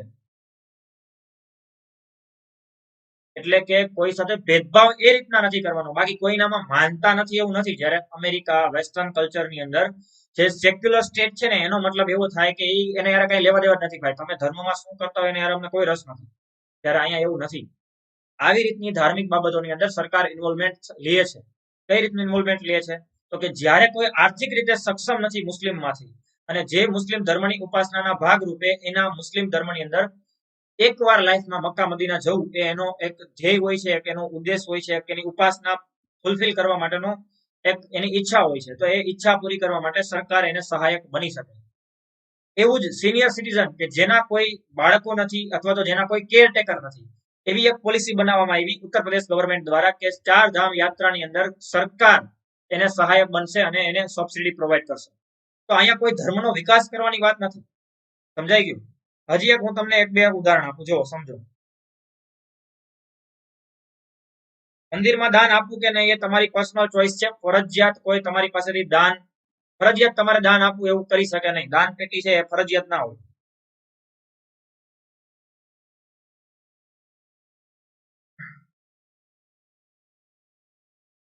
હા, એટલે એવી બધી પોલિસી રાખી શકે છે. તો એ બધી જો હવે એ જ કહું છું હું તમને કે યાત્રાઓમાં જવું અથવા તો કોઈ યાત્રાની અંદર કોઈ ઉઘરાવું, કોઈ માની લો કોઈ સંપ્રદાય છે એ 4 ધામ યાત્રાનું આયોજન કરે અને કોઈ સંપ્રદાય એના માટે તમારી પાસેથી પૈસા ઉઘરાવે છે, તો એ પણ એને પછી છૂટ છે. એ કોઈ यहाँ પર તમે એમ ન કહી શકો ના અમારે 4 ધામની યાત્રા તો કરવી છે, અમે ટ્રેનમાં એક સીટે રોકશું પણ અમે પૈસા નહીં ભરીએ, કાં તો કે અનુચ્છેદ 27 તમે અમારી પાસેથી કર ન લઈ શકો. કઈ એવું નથી. એ ખર્ચને પહોંચવા માટે એ જરૂરી છે.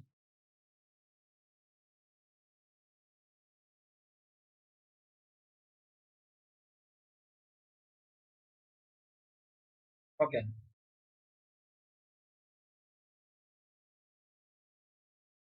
ચલો હવે જુઓ થોડુંક ડિટેલમાં સરખી રીતે હજી સમજાવીશ, તમને સમજાઈ જશે. એક પ્રેક્ટિકલ સિચ્યુએશન ક્રિએટ કરો એટલે તમને સમજાઈ જાય. એક્ઝામ્પલ તરીકે ડાયરેક્ટ સીધે સીધું સરકાર વિજયભાઈ રૂપાણી, સોરી વિજયભાઈ રૂપાણી ભૂલી જાવ યાર, યાદ આવી જાય છે, ભૂપેન્દ્રભાઈ પટેલ. તો ભૂપેન્દ્રભાઈ પટેલ છે એ અત્યારે ગુજરાતના મુખ્યમંત્રી છે, અને સપોઝ કે એવી જાહેરાત કરે કે અમે 5 મંદિર બનાવશું ગુજરાતની અંદર, ભવ્ય મંદિર બનાવશું સોમનાથ થી પણ મોટા મોટા. આવી જાહેરાત ન કરી શકાય. એટલે કે ડાયરેક્ટ સરકાર સીધે સીધો આવા મંદિર બનાવીને આવું ડેવલપમેન્ટ કરી શકતી નથી અથવા તો આવું ઉન્નતિ નથી કરી શકતી. પણ એક વસ્તુ સમજો, હું તમને એક સિચ્યુએશન કહું. સોમનાથ મંદિરની આજુબાજુ સરકાર ડેવલપમેન્ટ કરે છે. શું ડેવલપમેન્ટ કરે છે? તો કે ભાઈ અહીંયા મ્યુઝિયમ બનાવે, સોમનાથ મંદિરની આજુબાજુ મ્યુઝિયમ બનાવે, સોમનાથની આજુબાજુમાં તે સોમનાથની ગાથા કરીને એક મોટું એક ગેલેરી બનાવે, એટલે કે એક મ્યુઝિયમ બનાવે. આજુબાજુ બીજા કોઈ ડેવલપમેન્ટ કરે તો એ સોમનાથને ટાર્ગેટ કરીને હિન્દુ ધર્મને વૃદ્ધિ કરે છે એવું કન્સિડર ન થાય. એટલા માટે ના થાય કારણ કે અહીંયા પર્પઝ, ઇન્ટેન્શન, ઈરાદો ટુરિઝમનો છે, પ્રવાસનનો છે. કઈ રીતના પ્રવાસનનો છે તો સમજાવું તમને. અત્યારે તમે કદાચ સોમનાથ જતા હશો, દર્શન કરવા ગયા હશો, તો જસ્ટ જઈને પાછા આવી જાવ, અથવા તો વિથ ફેમિલી ગયા હોય તો થોડીક વાર રહ્યો, નતર તો સીધા સોમનાથ જઈને દર્શન કરીને જે કરીને સીધા દીવ. બરોબર ને? કારણ કે પછી ખાલી ફોટો અપલોડ કરવા માટે ત્યાં ગયા હોય, એક ફોટો પાડી દે કે સોમનાથ આવ્યા હતા, પછી તો દીવ હોય, પછી પાછા ઘરે એમ કે અમે સાસણ પ્રભાસ પાટણ ગયા હતા, સાસણ ગયા હતા. પણ કહેવાનો મતલબ વિથ ફેમિલી ગયા હશો તો સોમનાથમાં એક દર્શન કરી લો, પછી સોમનાથમાં બીજું શું છે એવું કઈ એક મતલબ મંદિર અને થોડુંક એક તમે થોડીક વાર માટે બીચ ઉપર રહેશો બસ. પછી શું? તો પછી કઈ નહીં, પછી તમે પ્રભાસ પાટણ જશો, પછી ઘરે આવી જશો અથવા તો બીજી કોઈ જગ્યાએ જશો ડેસ્ટિનેશન ઉપર. પણ હવે જો અહીંયા સરકાર સોમનાથની બાજુમાં એક મ્યુઝિયમ બનાવે છે, એક્ઝામ્પલ તરીકે એક મ્યુઝિયમ બનાવે છે જ્યાં એક ડેવલપમેન્ટ કરે છે એ રીતનું મ્યુઝિયમ કે જે જોવામાં તમારે 4-5 કલાકનો સમય વહી જતો હોય. તમને થાય સર શું કામ આવું 4-5 કલાક? હું સમજાવું છું શું એનો હેતુ શું હોય ને એ સમજાવું છું. 4-5 કલાકનો સમય જાય એટલે કઈ રીતે? તો કે અહીંયા એવડું મોટું મ્યુઝિયમ બને છે કે જેની અંદર સોમનાથ મંદિર કઈ રીતે બન્યું, અથવા તો ઇવન ભગવાન રામે કઈ રીતે અહીંયા તપસ્યા કરી, કઈ રીતે ભગવાન સોમ એટલે કે મહાદેવ પ્રગટ થયા, કઈ રીતે ભગવાનનું મંદિર બન્યું, નેક્સ્ટ વાઇઝ ઘણી બધી સ્ટોરી આખા મ્યુઝિયમમાં હોય. અને પછી એક મૂવી પણ એમાં બતાવી દઈએ 1-1.5 કલાકનું, જેની અંદર સોમનાથની ગાથા કરીને એકાદું મૂવી હોય કે જેમાં અમીરજી ગોયલ છે એમના દ્વારા કઈ રીતે સોમનાથને રક્ષણ આપવામાં આવ્યું ને બધું. હવે 4-5 કલાકનો સમય લાગે એવું એક મ્યુઝિયમ છે, તો હવે તમારું જે પ્લાનિંગ છે ને એવું હશે કે તમે સોમનાથ જઈને એક નાઇટ હોલ્ડ કરશો, રોકાશો, કારણ કે હવે પોસિબલ નથી કે તમે દર્શન કરીને મ્યુઝિયમ જોઈને નીકળી જાઓ, કારણ કે 4-5 કલાક તો પેલા એમ જ લગભગ બપોરે તમે પહોંચ્યા હોય.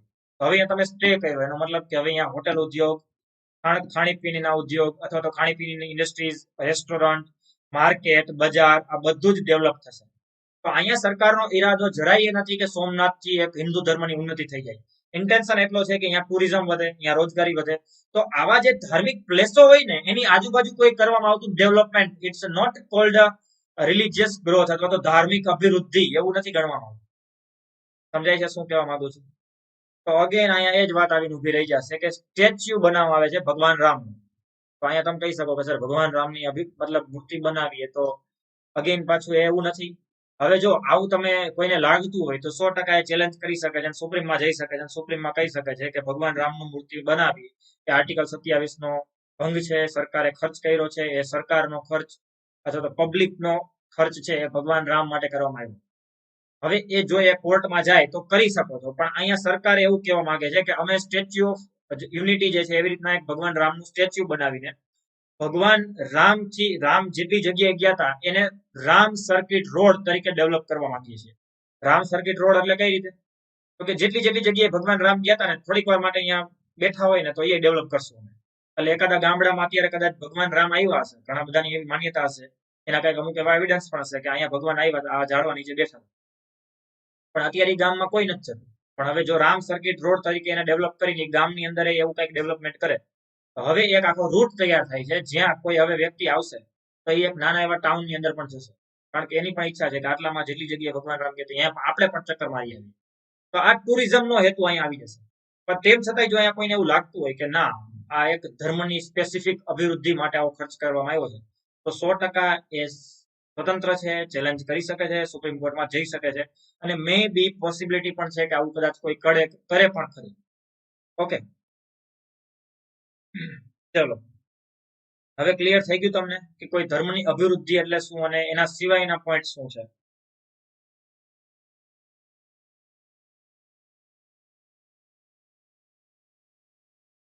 સુપ્રીમ કોર્ટે મંદિર બનાવવા માટે સ્ટેટને કમિટી બનાવવા કહ્યું હતું, તો કોર્ટ સ્ટેટને મંદિર બનાવવા કહી શકે છે. હવે જો નસુદ્દીન દાત્રી, હવે જો અહીંયા શું હતું ખબર છે, અહીંયા આ પ્રોબ્લેમ એટલા માટે આવ્યો હતો બીકોઝ કારણ કે અયોધ્યાનો આખો કેસ જે છે ને એ જ લેન્ડ એક્વાયર એક્ટ મુજબ સુપ્રીમ કોર્ટમાં હતો. જમીનનો દાવો, પ્રોપર્ટી છે એનું સિવિલ સૂટ ફાઇલ થયો હતો પ્રોપર્ટીનો કે કોને મળે. એટલા માટે જ્યારે એક કેસનો ચુકાદો આવ્યો ને એટલે ટ્રસ્ટ બનાવવાનું કીધું, કારણ કે જ્યારે ચુકાદો આવ્યો ને ત્યારે પણ એના 3 પક્ષકાર હતા. હિન્દુ ધર્મની અંદર એ રામ જન્મભૂમિ, રામલલ્લા, પછી અખાડા, અયોધ્યા અખાડા, અયોધ્યાની અંદર એ પાછા 2 અખાડાના અલગ અલગ, એટલે વાદ વિવાદ ના થાય ને એટલા માટે સુપ્રીમ કોર્ટે મધ્યસ્થતા કરીને એક ટ્રસ્ટ બનાવવાનું કીધું હતું. એનો કોઈ હેતુ બીજો ઇન્ટરફિયરન્સ કરવાનો નથી. હવે ક્લિયર છે? કોને પૂછ્યું હતું? નૌશાદ દત્રી. ક્લિયર? હવે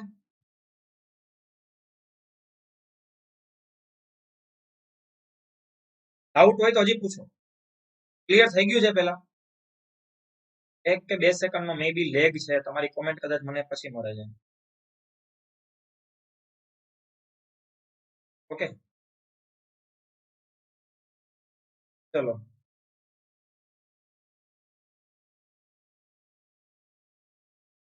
નાવ એના પછી 28 આર્ટિકલ જોઈ લઈએ, પછી આપણે બંને કેસ જોશું. ધાર્મિક ઉપાસનાને પ્રસંગમાં હાજરી આપવાની સ્વતંત્રતા. ધાર્મિક ઉપાસનાની અંદર પ્રસંગમાં હાજરી આપવાની સ્વતંત્રતા એટલે શું? તો પેલા તો કોઈ પણ સરકારી સહાયથી ચાલતી સંસ્થા ધાર્મિક શિક્ષણ આપી શકતી નથી. ઓકે, ચલો જો કોઈ પણ ધાર્મિક શિક્ષણ આપી શકતી નથી. કોણ? તો કે જે સરકારની સહાયથી ચાલે છે એવી સંસ્થા ક્યારેય કોઈ ધાર્મિક શિક્ષણ આપી શકે નહીં. પરંતુ આ બાબત એવી સંસ્થાઓને લાગુ થશે નહીં કે જેને અનુદાન સરકાર આપતી હોય પરંતુ તેની સ્થાપના ધાર્મિક સંગઠન દ્વારા થઈ હોય. સરકાર અનુદાન આપતી હોય પણ એની સ્થાપના ધાર્મિક સંગઠન દ્વારા, એટલે કઈ રીતે? તો મદ્રેસા. ઇસ્લામ ધર્મની અંદર મદ્રેસા, ક્રિશ્ચન ધર્મની અંદર મિશન સ્કૂલ, તો આ બધાને અનુદાન સરકાર આપે છે. મદ્રેસાની અંદર 5,000, 7,000, 10,000 જેવી જે સરકારની પોલિસી એ મુજબ એને અનુદાન અથવા તો ગ્રાન્ટ આપવામાં આવતી હોય. પણ અહીંયા અગેન પછી સંસ્થા છે ધાર્મિક શિક્ષણ પણ આપે છે. તેમ છતાં એ ધાર્મિક એની અંદર એ કોઈ ભેદભાવ ગણાશે નહીં, એટલે કે એવી સંસ્થાને લાગુ થશે નહીં. તો કહેવાનો મતલબ એ છે પહેલા તો કે કોઈ એવી સ્પેસિફિક જે ધાર્મિક સંસ્થાઓ સરકારી ગ્રાન્ટથી ચાલતી સંસ્થાઓ છે એ ધાર્મિક પ્રસંગનું આયોજન કરી શકતી નથી.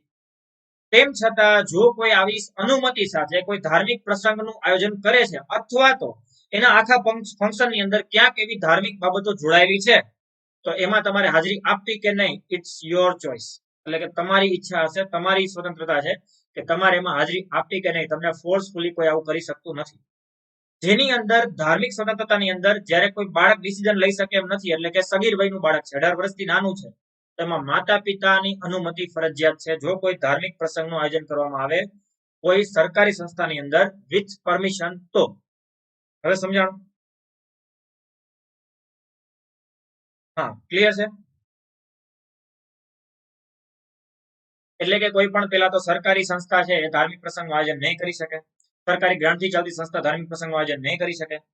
તેમ છતાં વિથ પરમિશન જો કદાચ એવું કોઈ આયોજન કરે છે કે જેમાં 15-20 મિનિટ માટે કે અડધી કલાક માટે કોઈ એવી એક્ટિવિટી થવાની છે જે ધાર્મિક આધાર ઉપર જોડાયેલી છે, તો એની અંદર કોઈને હાજરી આપવી કે નહીં, બીજા ધર્મના લોકોને અથવા તો જે ધર્મ છે એને પણ હાજરી આપવી કે નહીં, એ ફરજિયાત ના કહી શકો.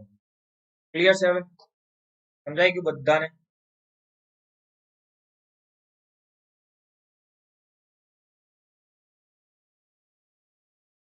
ચાલો નાવ હવે આપણે બે કેસ જોઈએ. પહેલો કેસ છે કેશવાનંદ ભારતી વર્સિસ કેરળ રાજ્ય કેસ. હવે આમને તમને બહુ સારી રીતે ઓળખો જ છો. આ છે આપણા ઇન્દિરા ગાંધી, ભૂતપૂર્વ આપણા પ્રાઇમ મિનિસ્ટર, અને આ છે કેશવાનંદ ભારતી જે મઠ એડનીર મઠ છે કેરલાનો, એના મહંત છે અથવા તો સંત હતા. હવે એડનીર મઠ જે છે કેરલાની અંદર આવેલો આશ્રમ છે, આશ્રમ અથવા તો મઠ તમે કહી શકો, જેમ આપણે યોગી આદિત્યનાથ છે એનો એક મઠ છે એવી રીતે. તો એના આ એક સંત હતા. હવે જો અહીંયા છે ને ઘણા બધા આર્ટિકલ અને ઘણી બધી વાત જોડાયેલી છે, જેમ કે આર્ટિકલ 26 જોડાયેલો છે, જેમ કે આર્ટિકલ 31 જોડાયેલો છે, જેમ કે આર્ટિકલ 13 જોડાયેલો છે. તો આ ઘણા બધા આર્ટિકલ આની સાથે જોડાયેલા છે. હવે તમને થાય સર આટલા બધા શું કામ? તો એક તો રાઇટ ટુ પ્રોપર્ટી, ધાર્મિક બાબતોનો વહીવટ કરવાની, અને અનુચ્છેદ 13 મુજબ કોઈ પણ એવો કાયદો બનાવી શકતા નથી કે જેની અંદર ફંડામેન્ટલ રાઇટ્સનું વાયોલેશન હોય. કારણ કે જેમ Punjab security and land tenure act બનાવ્યો હતો પંજાબ ગવર્મેન્ટે, અને જેમ ગોલકનાથ બ્રધર્સની જમીન લઈ લીધી હતી, તમને બધાને ખબર છે, આપણે જ્યારે પરિશિષ્ટ મેં તમને ભણાવ્યા ત્યારે વાત કરી હતી કે કઈ રીતે ગોલકનાથ બ્રધર્સની 500 એકર જમીનમાંથી 470 એકર જમીન સરકારે લઈ લીધી, 30 એકરમાં એમ કીધું બે ભાઈઓ આટલી રાખો જેટલી તમારા ભાગમાં આવે એટલી. બરોબર ને? તો હવે આવા એક્ટ જે છે લેન્ડ ટેન્યોર એક્ટ, એના માટેનું શેડ્યુલ કયું છે? ચાલો મને આન્સર કોણ આપશે આપણા જૂના વિદ્યાર્થીઓમાંથી? લેન્ડ ટેન્યોર એક્ટ જે છે એના માટેનું શેડ્યુલ કયું છે? આન્સર આપો મને. કોઈ પણ જમીનને લગતા કાયદાઓ છે, સુધારણા છે, એના માટેની શેડ્યુલ કયું, પરિશિષ્ટ કયું છે? Very good, schedule number 9. તો જે પરિશિષ્ટ 9 જે છે ને, પરિશિષ્ટ 9 એની અંદર છે જમીન સુધારણા કાયદા, એટલે કે લેન્ડ રિફોર્મ એક્ટ જે છે એ બધા આની અંદર એડ કરવામાં આવે છે, જેને આપણે કહીશું જમીન સુધારણા કાયદા. હવે આ કાયદાની અંદર જેમ Punjab security land tenure act add કરવામાં આવ્યો, એવી જ રીતે કેરળ સરકાર દ્વારા પણ એક લેન્ડ એક્વાયર એક્ટ બનાવવામાં આવ્યો હતો, એટલે કે જમીન સંપાદન કાયદો અગેન એડ કરવામાં આવ્યો શેડ્યુલ નંબર 9 માં. અને શેડ્યુલ નંબર 9 માં એડ કરવું ઇટ મીન્સ કે એને તમે ચેલેન્જ કરી શકતા નથી, કારણ કે એની લિમિટેશન આવી જાય. કોઈ પણ ફંડામેન્ટલ રાઇટ્સ ને તમે ચેલેન્જ, ભલે ફંડામેન્ટલ રાઇટ્સ નું વાયોલેશન હોય, તમે ચેલેન્જ ના કરી શકો. મૂળભૂત અધિકારનો ભંગ છે એ રીતે કઈ. તો અહીંયા પ્રોબ્લેમ બસ એ જ આવ્યો હતો કે જ્યારે આશ્રમ છે એની જમીન સરકારે લઈ લીધી, કઈ રીતે? તો કે એ જમીન અમે લઈ લેશું, અમે બીજા બધા બાંટી દેશું. હવે આવું જ્યારે કરવામાં આવ્યું ત્યારે આ કેશવાનંદ ભારતી વતી એક વકીલ હતા જે હતા નાનાભાઈ પાલખીવાલા. આ નાનાભાઈ પાલખીવાલા સુપ્રીમ કોર્ટમાં પહોંચી જાય છે, અને સુપ્રીમ કોર્ટની અંદર કહે છે કે મતલબ પહેલા તો હાઈકોર્ટમાં કેસ જાય છે, એટલા માટે કેરળ ગવર્મેન્ટનો વિરુદ્ધનો કેસ થાય અને પછી સુપ્રીમમાં જાય. તો કેરળ સરકારની વિરુદ્ધનો કાયદો કે એક તો કેસ હતો ને, એટલા માટે કેરળ સરકાર કહેવાય. જો અહીંયા કેસ છે કેશવાનંદ ભારતીએ સીધો સુપ્રીમ સંસદની અંદર કર્યો અથવા તો સેન્ટ્રલ ગવર્મેન્ટની વિરુદ્ધ કર્યો હોત તો union of India versus Union of India એવું આવે. પણ અહીંયા સ્ટેટ ગવર્મેન્ટ કેરલાની વિરુદ્ધનો કાયદો છે અથવા તો કેરલાની વિરુદ્ધનો આ કેસ છે, બરોબર? રાઈટ, હા, એ શેડ્યુલ નંબર 9 છે એ 1951 માં એડ કરવામાં આવ્યું. હવે શું થયું હતું? શું તો એડનીર મઠ છે કેરળની અંદર, એ કેરળનો એડનીર મઠની જમીન લઈ લીધી સરકારે. જમીન જ્યારે લઈ લીધી એટલે કેશવાનંદ ભારતી વતી નાનાભાઈ પાલકીવાલા પહોંચી ગયા સુપ્રીમ કોર્ટમાં. સુપ્રીમ કોર્ટમાં જઈને કીધું કે આવું ન કરી શકાય. તો કે શું ન કરી શકાય? તો કે તમે અમારી જમીન કેવી રીતે લઈ શકો? તો કે ભાઈ સરકારને નક્કી કરવા દો કે કઈ રીતના એનો વહીવટ શું કરવો જમીન. તો કે જો સરકાર નક્કી કરશે તો પછી અનુચ્છેદ 26 શું છે? અનુચ્છેદ 26 જે છે એ શું છે? કારણ કે અનુચ્છેદ 26 એવું જ કે છે ને કે કોઈ પણ ધાર્મિક બાબતોનો વહીવટ કોને કેવી રીતે કરવો એ આશ્રમ અને મઠને નક્કી કરવા દો. એમાં સરકારને ઇન્વોલ્વમેન્ટ કેમ લઈ આવો છો તમે? ગવર્મેન્ટને કેવી રીતે તમે કહી શકો કે તમે ઇન્વોલ્વ થાઓ, તમારે આમાં નક્કી કરવાનું છે? એટલે અહીંયા તો 26 નો ભંગ છે, આવું કીધું. બીજું અહીંયા અનુચ્છેદ 31 નો ભંગ છે. તમને થાય સર અનુચ્છેદ 31 નો અહીંયા ક્યાંથી ભંગ આવી ગયો? 31 તો રદ નથી થઈ ગયો? ના, ત્યારે રદ નતો થયો. રદ ક્યારે થયો છે? 31 નો અનુચ્છેદ છે રદ ક્યારે થયો? 44મો સુધારો 1978 1978 માં રદ થાય છે. તો ત્યાં સુધી રાઈટ ટુ પ્રોપર્ટી હતો, એટલે ક્લેમ કરી શકાતું હતું કે આ પ્રોપર્ટી ક્યાં રાખવી, કેટલી રાખવી ને કેવી રીતે રાખવી એ અમારો અધિકાર છે. સમજાઈ ગયું? તો રાઈટ ટુ પ્રોપર્ટી ઓલરેડી પેલા હતો ને, જ્યારે કેશવાનંદ ભારતી ઇન્સિડન્ટ બન્યો ત્યારે. હા, એ રદ ક્યારે થયો છે? 78 માં 1978 માં રદ થયો છે. તો ત્યાં સુધી રાઈટ ટુ પ્રોપર્ટી હતો. એટલે બીજો અહીંયા કેસ એ પણ આવી ગયો સામે કે રાઈટ ટુ પ્રોપર્ટીનું વાયોલેશન છે. અને ત્રીજો આર્ટિકલ 13, કારણ કે આર્ટિકલ 13 એવું કહે છે કે કોઈ એવો નથી કાયદો બનાવી શકતા કે જે ફંડામેન્ટલ રાઇટ્સનું વાયોલેશન કરતો હોય. એટલે અહીંયા તો આખા કાયદાને પણ ચેલેન્જ કર્યો હતો. કયા કાયદાને? તો જે કેરળ ગવર્મેન્ટ દ્વારા બનાવવામાં આવ્યો હતો, Kerala government land tenure act જે હતો કેરળ સરકારનો, એને પણ ચેલેન્જ કરવામાં આવ્યો હતો. હવે અહીંયા શું બને છે આગળ જોઈએ. તો કેશવાનંદ ભારતી છે એડનીર મઠના એક અધ્યક્ષ હતા, અથવા તો તમે એને સંત પણ કહી શકો, મહંત પણ કહી શકો, જે પણ. હમણે એનું અવસાન થઈ ગયું છે. લાસ્ટ 2019 ની અંદર એનું અવસાન થઈ ગયું, સપ્ટેમ્બર મહિનામાં.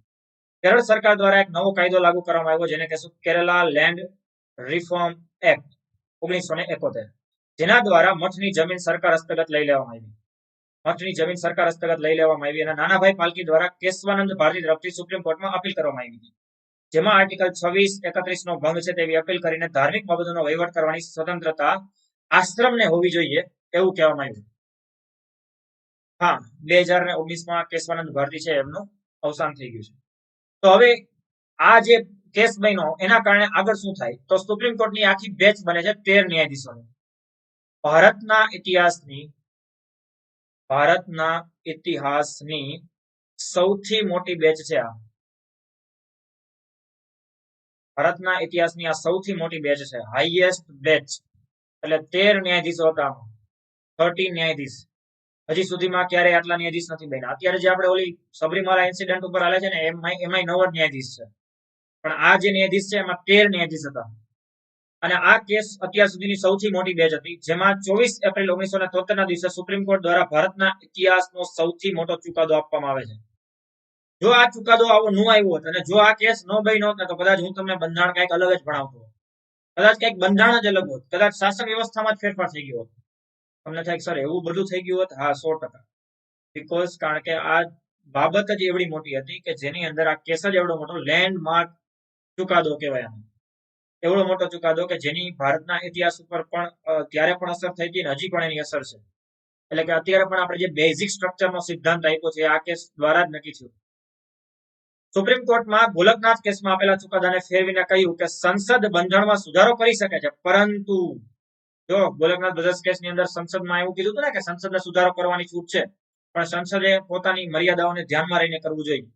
અહીંયા તો એવું કહી દીધું કે મુખ્ય સિદ્ધાંતો બેઝિક સ્ટ્રક્ચર છે એમાં ફેરફાર કરી શકે નહીં. હવે આવું જયારે કીધું ને કે બેઝિક સ્ટ્રક્ચરમાં ફેરફાર કરી શકે નહીં, એટલે કોર્ટમાં પૂછ્યું એટર્ની જનરલે કે તો બેઝિક સ્ટ્રક્ચર કયા? તો સુપ્રીમ કોર્ટે આશ્ચર્યજનક જવાબ આપ્યો કે એ તો અમને નથી ખબર, वो तो हमको भी नहीं पता है कि बेसिक स्ट्रक्चर क्या है. तो કે તો તમે કહો છો ને બેઝિક સ્ટ્રક્ચર, તો કે બેઝિક સ્ટ્રક્ચર એ ગણાશે કે જ્યારે જ્યારે પરિસ્થિતિનું નિર્માણ થશે, જ્યારે જ્યારે આવી સિચ્યુએશન આવશે, એટલે આવના જેવી વાત છે. ઓલું ભગવાન કૃષ્ણએ જે ડાયલોગ નતો માર્યો અથવા તો જે નિવેદન આપ્યું હતું, કીધું હતું એમ કે જ્યારે જ્યારે ધર્મ છે એ અધર્મ તરફ જશે, ત્યારે ત્યારે હું પૃથ્વી ઉપર ધર્મ તરીકે એક અવતાર લઈશ, ભગવાન તરીકે. બસ એવું જ ક્યાંક સુપ્રીમ કોર્ટ કહે છે કે જ્યારે જ્યારે આવી પરિસ્થિતિનું નિર્માણ થશે, ત્યારે ત્યારે જ્યારે અમે નક્કી નહીં કરી શકીએ અથવા તો જ્યારે એવી પોસિબિલિટી ઊભી થશે કે આ એક વસ્તુને તમે છંછેડી શકો નહીં, ત્યારે અમે કહેશું કે now that's called a basic structure. તો કે તમે કઈક ક્લિયરિટી તો આપો છો, થોડીક વાત તો કરો કે બેઝિક સ્ટ્રક્ચર ગણશું કે ને. તો ત્યારે એને કીધું કે કામ કરીએ, જ્યારે આવા અમે ફસાશું ત્યારે અમે આમુખને ધ્યાનમાં લેશું. આમુખને ધ્યાનમાં લઈને અમે નક્કી કરશું સમગ્ર બંધારણનું અર્થઘટન આમુખના આધારે જ થવું જોઈએ. એટલે જે સુપ્રીમ કોર્ટ બેરુબારી યુનિયન કેસમાં, સજ્જનસિંહ વર્સિસ રાજસ્થાનના કેસમાં, ભારતીચંદ વર્સિસ મૈસૂર કેસમાં અને ગોલકનાથ વર્સિસ પંજાબ રાજ્યના કેસમાં જે સુપ્રીમ કોર્ટે એમ કીધું હતું કે preamble is a not part of the constitution, એટલે કે આમુખ છે બંધારણનો ભાગ નથી, એને એ જ સુપ્રીમ કોર્ટ કેશવાનંદ ભારતી કેસમાં એવું કહે છે કે preamble is a most important part of the constitution, એટલે આમુખ છે બંધારણનો સૌથી મહત્વનો ભાગ છે. અને ઓલ ધી કોન્સ્ટિટ્યુશન એટલે કે આખા બંધારણનું અર્થઘટન એટલે કે એનાલિસિસ પ્રિયામ્બલને ધ્યાનમાં રાખીને, આમુખને ધ્યાનમાં રાખીને થવું જોઈએ. એટલા માટે જ કયા કેસમાં સુપ્રીમ કોર્ટે આમુખને બંધારણના ભાગ તરીકે સ્વીકાર્યું આવું પૂછાય તો કેશવાનંદ ભારતી કેસ આવે. સમજાણું? ક્લિયર થયું?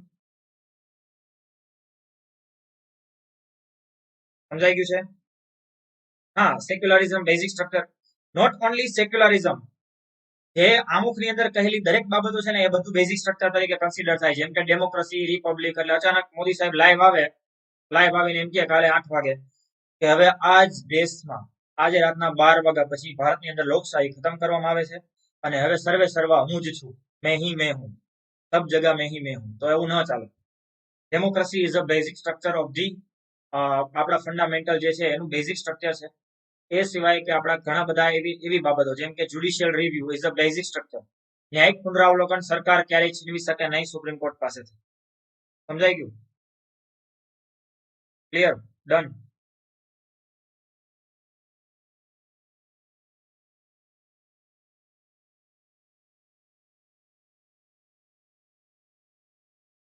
ચલો નાવ એના પછી થોડુંક આગળ જોઈએ. હવે આ વ્યક્તિ છે ને એને ઓળખતા હોવા જોઈએ તમે, પણ નથી ઓળખતા. આ એક આપણી નેગેટિવ બાબત કહેવાય કે જે વ્યક્તિ છે ને, જો તમને હું એને સરખાવતો નથી, પણ જેમ બાબા સાહેબ આંબેડકરે બંધારણ બનાવ્યું ને, બંધારણના રચયિતા છે ને, તો બંધારણને બચાવનાર વ્યક્તિ છે ને એ છે આ નાનાભાઈ પાલકીવાલા. તો કેશવાનંદ ભારતી કેસની ફરીથી સુનાવણી માટે થયેલા પ્રયાસો અને નાનાભાઈ પાલકીવાલાના બંધારણીય રીતે થયેલી જીત. હવે સમજીએ આના પછીની સિચ્યુએશન. જો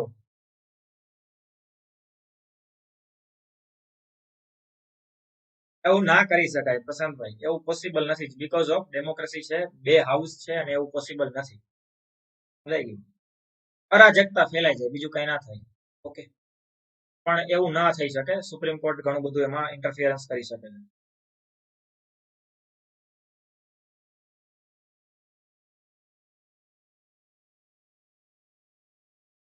રાઈટ, સુપ્રીમ કોર્ટના ડિસિઝનને એક્ઝિક્યુટ તો એડમિનિસ્ટ્રેશન જ કરવાનો છે, એક્ઝિક્યુટિવને જ કરવાનો છે. પણ એ બંને, જો એટલા માટે જ કહું છું કે મેં તમને ગોલકનાથ કેસ સમજાવ્યો, હું તમને હજી અત્યારે આ કેશવાનંદ ભારતી કેસ કહું છું.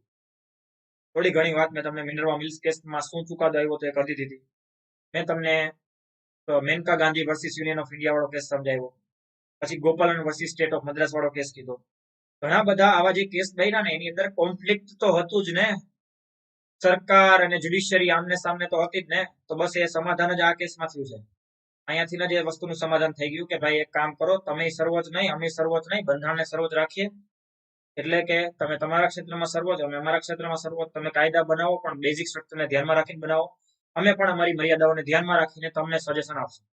ક્લિયર? સમજાઈ ગયું? નો સાદ દત્રી ક્લિયર છે? એટલે આ કેસની અંદર જે બધું સોલ્વ આઉટ થયું હતું, બાકી તો એ બધા ઇશ્યુ હતા જ. નાવ જો હવે અહીંયા શું થાય છે સમજાવું. આ જે 13 ન્યાયાધીશોની બેચ હતી, આની અંદર ચુકાદો આવે છે કેશવાનંદ ભારતીના ફેવરમાં. આવું જ્યારે થાય છે ને ત્યારે એની અંદર ઇન્દિરા ગાંધી નારાજ થઈ જાય છે. ઇન્દિરા ગાંધી કે યાર આનું હાલે તો ખોટું થઈ ગયું. આની અંદર સરકાર ઇન્વોલ્વમેન્ટ લેવા માટે એક ન્યાયાધીશ હતા એ એન રે કરીને જસ્ટિસ હતા. હવે એન રે છે ને હકીકતમાં મુખ્ય ન્યાયાધીશ બની શકે એમ હતા નહીં, કારણ કે સિનિયર મોસ્ટ તરીકે બીજા બનવાના હતા. તો અહીંયા જે એન રે છે એને મુખ્ય ન્યાયાધીશ બનાવવા માટે થઈને સોનિયા ગાંધી એની સાથે સોનિયા ગાંધી નહીં, ઇન્દિરા ગાંધી એમની સાથે મીટિંગ કરે છે અને કહે છે કે હું તમને ચીફ જસ્ટિસ બનાવીશ. તો આ ખુશ થઈ જાય છે, thank you so much madam. પણ એમ નહીં, હું તમને ચીફ જસ્ટિસ બનાવું એટલે કે તમે ચીફ જસ્ટિસ બનો, પણ તમારે એક વસ્તુ કરવાની છે. તો કે શું? તો કે તમારે કેસ રીઓપન કરવાનો છે. તો કે કયો કેસ? તો કે કેશવાનંદ વાળો કેસ. ચુકાદો આપણા ફેવરમાં લઈ આવવા માટેનો પ્રયત્ન કરવાનો. તો કે ડન હો જાયગા. એન રે છે એ ચીફ જસ્ટિસ બને છે અને એન રે છે એ અગેન નવી બેચનું ગઠન કરે અને કેશવાનંદ ભારતી કેસને રીઓપન કરે છે. હવે જે ચુકાદો આવી ગયો છે, જે સોલ્યુશન આવી ગયું છે, જે કેશવાનંદ ભારતીના ફેવરમાં ચુકાદો આવ્યો છે, તેમ છતાં કેસ રીઓપન થાય અને એન રે ચીફ જસ્ટિસ બને અને ચીફ જસ્ટિસ બન્યાની સાથે જ કેસ બીજી વાર રિવ્યુ કરે છે. તરત નાનાભાઈ પાલકીવાલા પાછા સુપ્રીમ કોર્ટમાં પહોંચી ગયા અને સુપ્રીમ કોર્ટમાં જઈને કે ઓકે, એક મિનિટ હોલ્ડ, કોને પૂછીને તમે આ રિવ્યુ કરો છો? એટલે સુપ્રીમ કોર્ટના ન્યાયાધીશ કે એન રે કે અમારે એવું પૂછવાનું નથી. તો કે ઓકે, તમારે મને નથી પૂછવાનું, પણ બંધારણમાં તમને મને એવું લખી દો, ક્યાં લખેલું છે કે જ્યાં કોઈ પક્ષકાર ઇટ મીન્સ કે વિપક્ષ, જેને અપીલ કરી છે અથવા તો જે અરજ કરતા છે, એટલે કે જે પણ હોય, કેરળ ગવર્મેન્ટ હોય કે પછી કેશવાનંદ ભારતી વતી નાનાભાઈ પાલકીવાલા હોય, કોઈની અપીલ વગર તમે તમારી રીતે કઈ રીતે રિવ્યુ કરી શકો? આવું ક્યાં લખ્યું છે? મને જરાક બતાવો, પછી આપણે કન્ટિન્યુ કરીએ. આટલું કહેવા પછી એન રે ને ખબર પડી ગઈ હતી કે હવે આમાં ભેગું નહીં થાય. ફાઇનલી એન રે અને એનું જે બેચ હતી એને હથિયાર હેઠા મૂકી દીધા કે ભાઈ રહેવા દો, આમાં નાનાભાઈ પાલકીવાલા નહીં પહોંચવા દે. અને ફાઇનલી અહીંયા બંધારણની જીત થાય છે. નતર અહીંયા એક વખત અગેન કેસ રિવ્યુ કરવા માટે બોર્ડ ઉપર લઈ લીધો હતો. ઓકે, હા, રીઓપન માટે રીઝન આપવું પડે અને અપીલ પણ કરવી પડે, પણ આવું નહોતું થયું. એટલા માટે નાનાભાઈ પાલકીવાલા બીજી વાર પહોંચી ગયા હતા. આવું ક્યાં લખ્યું છે બંધારણમાં? કઈ જગ્યાએ લખ્યું છે તમે કોઈને પૂછ્યા વગર, કોઈ પણ અપીલ કર્યા વગર, કોઈની અપીલ, મતલબ કેરળ ગવર્મેન્ટની હોય તો ઓકે છે, મારી હોય તો ઓકે છે, કોઈની નથી, તમે તમારી રીતે મજા આવી, રીઓપન કર્યો કેસ, રિવ્યુ કરો છો, ચેક કરો છો, બીજી વાર જજમેન્ટ આપવું છે. અને જો બીજી વાર જજમેન્ટ તો જ વેલિડ રહેશે કે એને ઓવરલુક કરવામાં આવે. ઓવરલુકનો મતલબ એ થાય કે 13 ન્યાયાધીશ થી મોટી બેચ નું ગઠન થવું જોઈએ. 13 ન્યાયાધીશની ઉપરની બેચ એટલે કે 15 ન્યાયાધીશોની બેચ બને તો જ એ જે ચુકાદો છે એ ચુકાદો તો જ ઓવરલુક થશે. સમજાઈ ગયું? ઓકે, તો આજે નાનાભાઈ પાલકીવાલા છે, તો થેન્ક્સ ટુ નાનાભાઈ પાલકીવાલા કે જેને આપણા બંધારણની રક્ષણ કર્યું છે, આપણા બંધારણને બચાવ્યું છે. ક્લિયર? ચલો, ક્લિયર થઈ ગયું આ કેસ શું હતો, કેશવાનંદ ભારતી? બધાને ક્લિયર છે? સમજાઈ ગયું છે?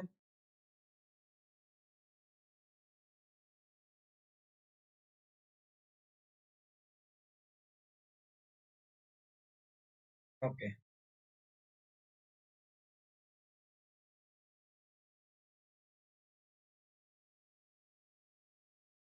ચલો હવે આના પછીનો હું તમને કેસ કહું કે આપણે બાકી રાખીએ કાલે કરવો છે? કારણ કે આમ જો તો કેસ નથી, પણ થોડુંક રિલેટ કરે છે, તો મારી ઈચ્છા છે કે આપણે કરી નાખીએ. 10 થી 15 મિનિટ થી વધારે સમય નહીં લઈએ અને આરામથી થઈ જશે. કન્ટિન્યુ કરું? હાજરી બધાની રહેવી જોઈએ તો જ. અત્યારે 88 સમથિંગ લાઈવ છે, તો એ બધા રહેવા જોઈએ છેલ્લે સુધી. 11:15 ઉપર થઈ ગયું છે પણ તોય. ઓકે, ચલો તો હવે 15-20 મિનિટ જોઈ લઈએ, કારણ કે આ એક ટોપિક પૂરો થઈ જાય. જો હવે સબરીમાલા સાથે જોડાયેલા કેસ અથવા તો એનો વિવાદ. હવે વિવાદ શું છે? તો અગેન અહીંયા આર્ટિકલ 25, આર્ટિકલ 15 સામ સામે આવીને ઉભા છે અને આર્ટિકલ 26. ઓકે, ચલો જો હવે તો કન્ટિન્યુ કરીએ છીએ. ઓકે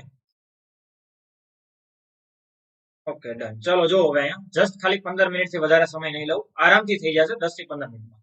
પણ તમને થોડુંક હજી થોડુંક ક્લિયર થઈ જાય એકચ્યુઅલમાં કે શું કેસ ચાલે છે. હવે રિલિજિયસ કસ્ટમ ઓર ડિસ્ક્રિમિનેશન એટલે કે રિલિજિયસ જે છે એ કસ્ટમ એટલે કે એ એક પરંપરા અને આસ્થા હોવી જોઈએ કે પછી એ ડિસ્ક્રિમિનેશન છે એટલે કે ભેદભાવ છે. આ માતૃભૂમિ કરીને એક .com કરીને આર્ટિકલ છે અને આ જે છે એ કેરળનું ન્યૂઝપેપર છે, એનો આર્ટિકલ છે. હવે તમને ખબર છે કેશવાનંદ ભારતી કેસનો કેસ શું ચાલે છે કે જ્યાં મહિલાઓને જવાની અનુમતિ નથી. હવે મહિલાઓને જવાની અનુમતિ ન આપવી,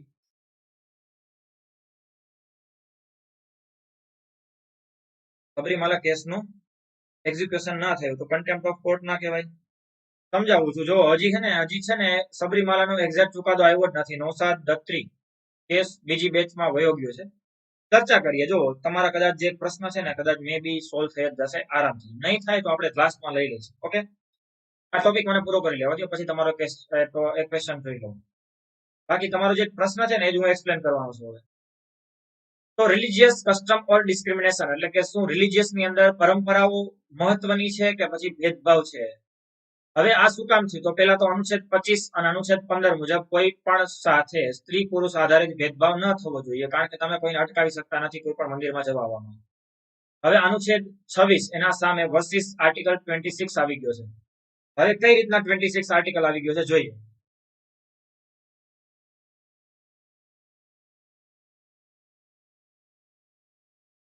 હા, એ ચર્ચા કરું છું. એ તમારો કેસ હમણાં હું કહી દઉં છું અને તમારો સોલ્વ પણ થઈ જશે આરામથી. એક પ્રશ્ન હું સોલ્વ કરું છું. ઓકે, હમણાં તમને એ જે તમે પૂછો છો ને એ જ ક્લિયર થઈ જશે. ચલો જોવો અહીં 25 આર્ટિકલ ધાર્મિક આધાર ઉપર બધાને સ્વતંત્રતા છે. કોઈ પણ સ્ત્રી પુરુષ આધારિત તમે ડિસ્ક્રિમિનેશન કરી શકતા નથી. બાળકો આધારિત ડિસ્ક્રિમિનેશન કરી શકતા નથી. 15 માં પણ તમને ખબર છે ધર્મ જ્ઞાતિ જાતિ આધારિત ભેદભાવ પર પ્રતિબંધ.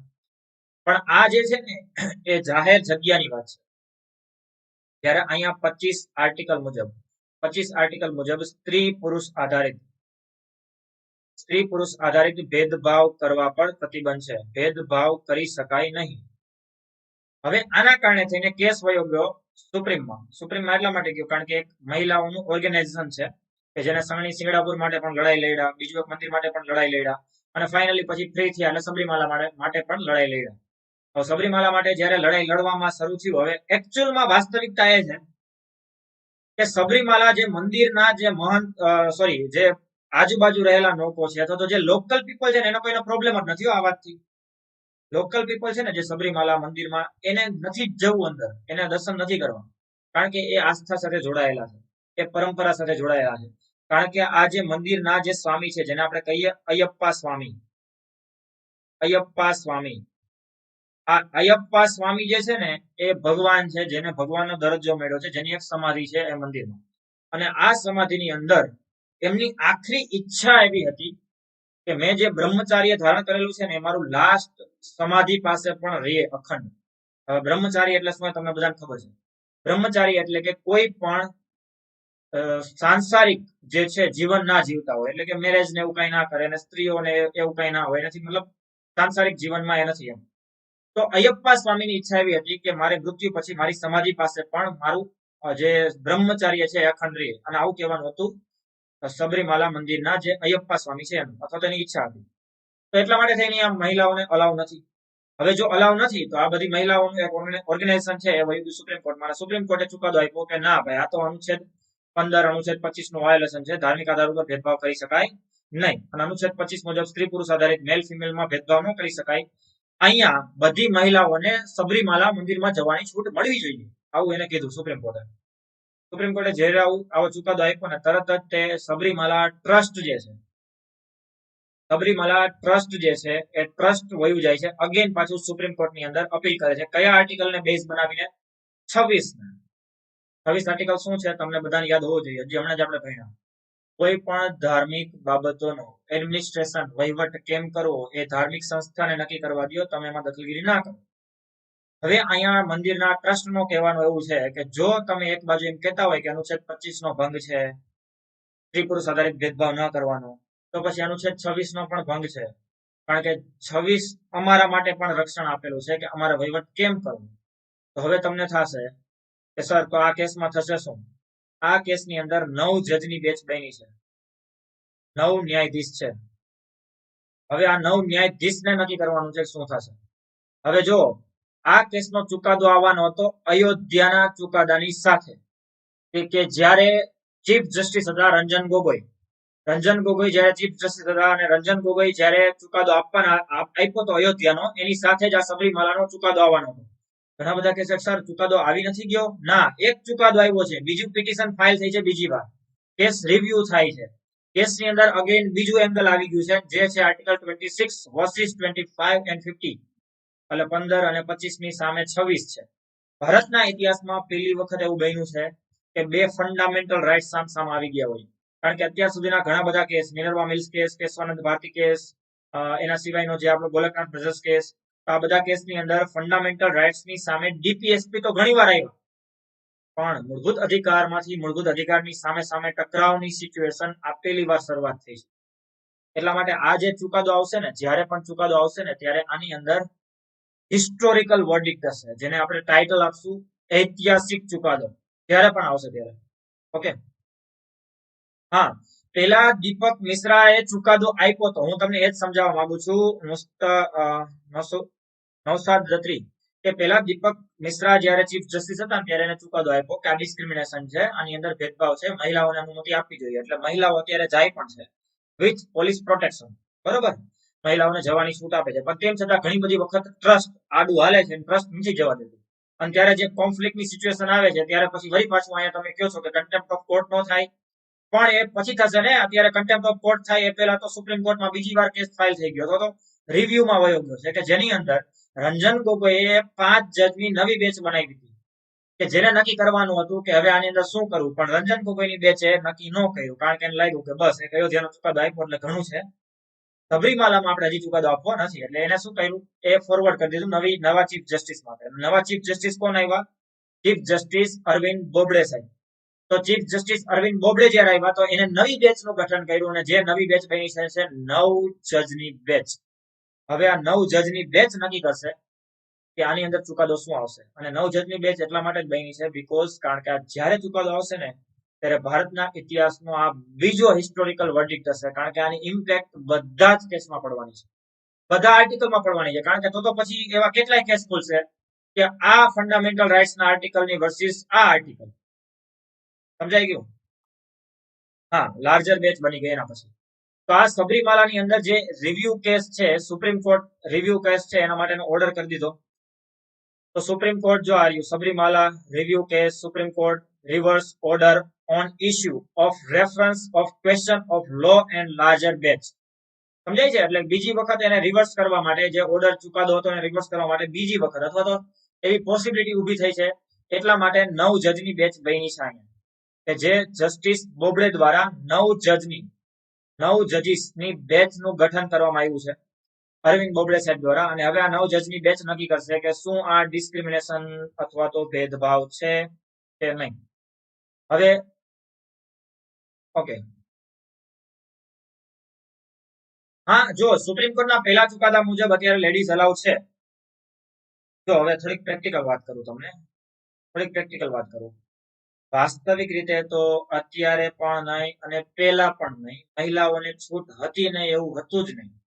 મહિલાઓને અલ્ટિમેટલી છેલ્લા સ્થાન સુધી દર્શન કરવાની છૂટ નથી, બાકી મંદિરમાં જવાની છૂટ છે, પહેલા પણ હતી. સુપ્રીમ કોર્ટની દખલગીરી પહેલા પણ મહિલાઓને સબરીમાલા મંદિરમાં જવાની છૂટ છે, દર્શન કરવાની છૂટ હતી, અને ઇવન 10 વર્ષથી નાની અને 50 વર્ષથી મોટી મહિલાઓને અંદર સુધી જવાની પણ છૂટ છે.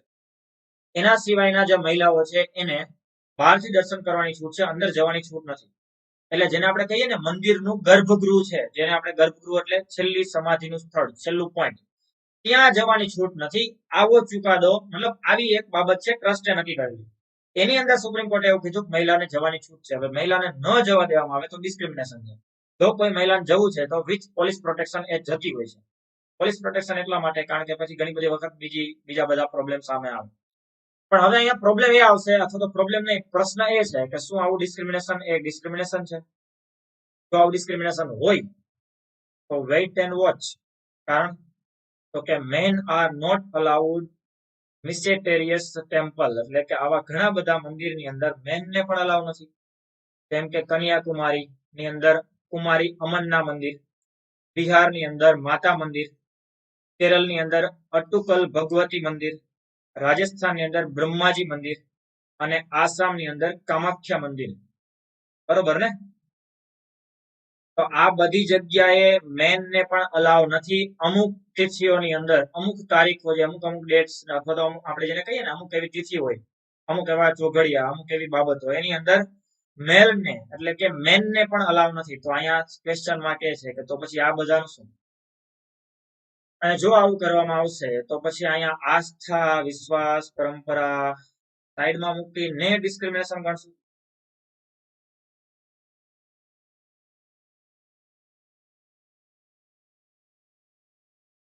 અત્યારે લેડીઝ અલાવ છે, ચુકાદો આપ્યો એ તો હું કહું છું તમને, પણ એની વિરુદ્ધ ફરી પાછું કોર્ટમાં ગયું છે ટ્રસ્ટ, કે તમે જે ચુકાદો આપ્યો છે ને એ અમારા મૂળભૂત અધિકારનો ભંગ છે. તમે લેડીઝને તો સાચવી લીધા, પણ અમારા મૂળભૂત અધિકારનું શું?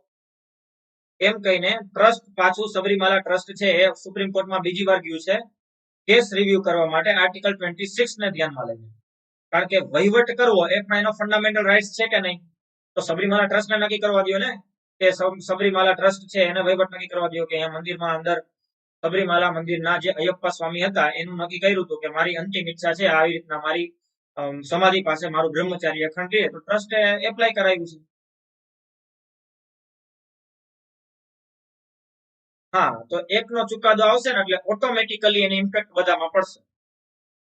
સમજાઈ ગયું? ક્લિયર છે? બીજો એક એંગલ તમને કહું, બીજો એક એંગલ મે બી પોસિબલ છે કે આની અંદર હવે હજી આગળ જતા અનુચ્છેદ 21 પણ ઇન્વોલ્વ થઈ જાય. તમને થાય સર અનુચ્છેદ 21 હવે પાછું આમાં ક્યાંથી આવી ગયું? હજી આ છે નહીં આમાં, મે બી પોસિબિલિટી છે.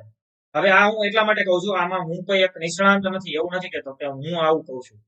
રાજ્યસભા ટીવીની મેં એક ડિબેટ જોઈ હતી જેની અંદર આના ઉપર એક ડિસ્કશન થયું હતું કે જેની અંદર એવું પણ ચર્ચાઓ છે કે ઘણા બધા પોલિટિકલ નિષ્ણાંતોનું માનવું છે, કોન્સ્ટિટ્યુશનલ જાણકારોનું, ન્યાયવિદોનું માનવું છે કે આર્ટિકલ 21 ને પણ કદાચ આમાં આગળ એડ કરી દેવામાં આવે તો શક્યતા છે. હવે તમને થાય સર 21 કઈ રીતે? તો જીવન જીવવાની સ્વતંત્રતાની અંદર જો અંતિમ ઈચ્છાને કન્સિડર કરવામાં આવશે, અંતિમ ઈચ્છા ઇટ મીન્સ કે છેલ્લી ઈચ્છા શું છે? હવે તમને ખબર છે કોર્ટ છે આરોપીની છેલ્લી ઈચ્છા ફૂલફિલ કરે છે. આરોપીની છેલ્લી ઈચ્છા એટલે ક્યારેક કોઈ ફાંસી આપવામાં આવે તો આરોપીને પૂછે છે કે ભાઈ તમારી છેલ્લી ઈચ્છા શું છે? તો એ છેલ્લી ઈચ્છા જે કહે એ સરકાર પૂરી કરવાનો પ્રયત્ન કરે છે, કોર્ટ પૂરી કરવાનો પ્રયત્ન કરે છે.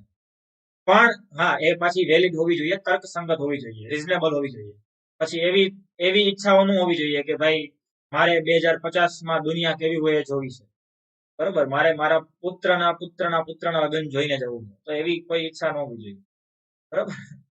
મતલબ જસ્ટ એ છે,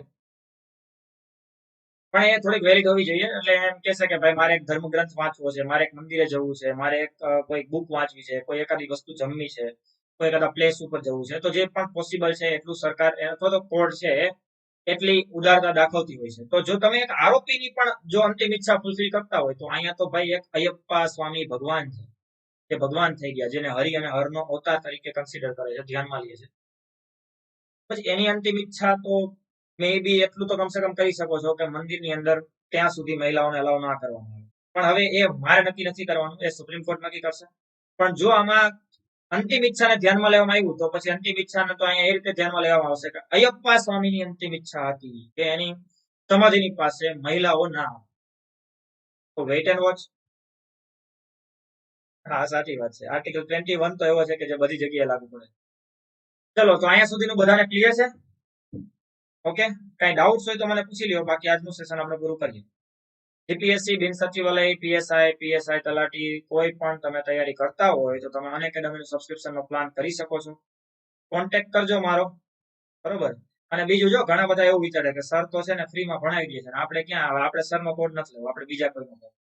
હા, તમે લઈ શકો છો, એવું કઈ નથી. ઓકે, બટ એવું નથી કે અહીંયા બધું અહીંયા હું ફ્રીમાં આપી દઉં એટલે તમે મારો કોડ યુઝ ના કરો. જો પ્લાન કરતા હોય તો મારો કોડ યુઝ કરજો, ઝાલા 10 છે, જે તમે યુઝ કરીને સબસ્ક્રિપ્શન લઈ શકો છો. 7560માં તમને વધારાનું પ્લાન થઈ જશે 10% લેખે. ઓકે, અને બીજું અત્યારે 3 મહિનાનું વધારાનું અને 4 મહિનાનું વધારાનું સબસ્ક્રિપ્શન તમને મળે છે. અત્યારે આ ઓફર છે, ઝાલા 10 કોડ યુઝ કરીને તમે આ લાભ લઈ શકો છો. ચલો, તો આટલું રાખીએ. કઈ ક્વેશ્ચન હોય તો મને પૂછી લ્યો.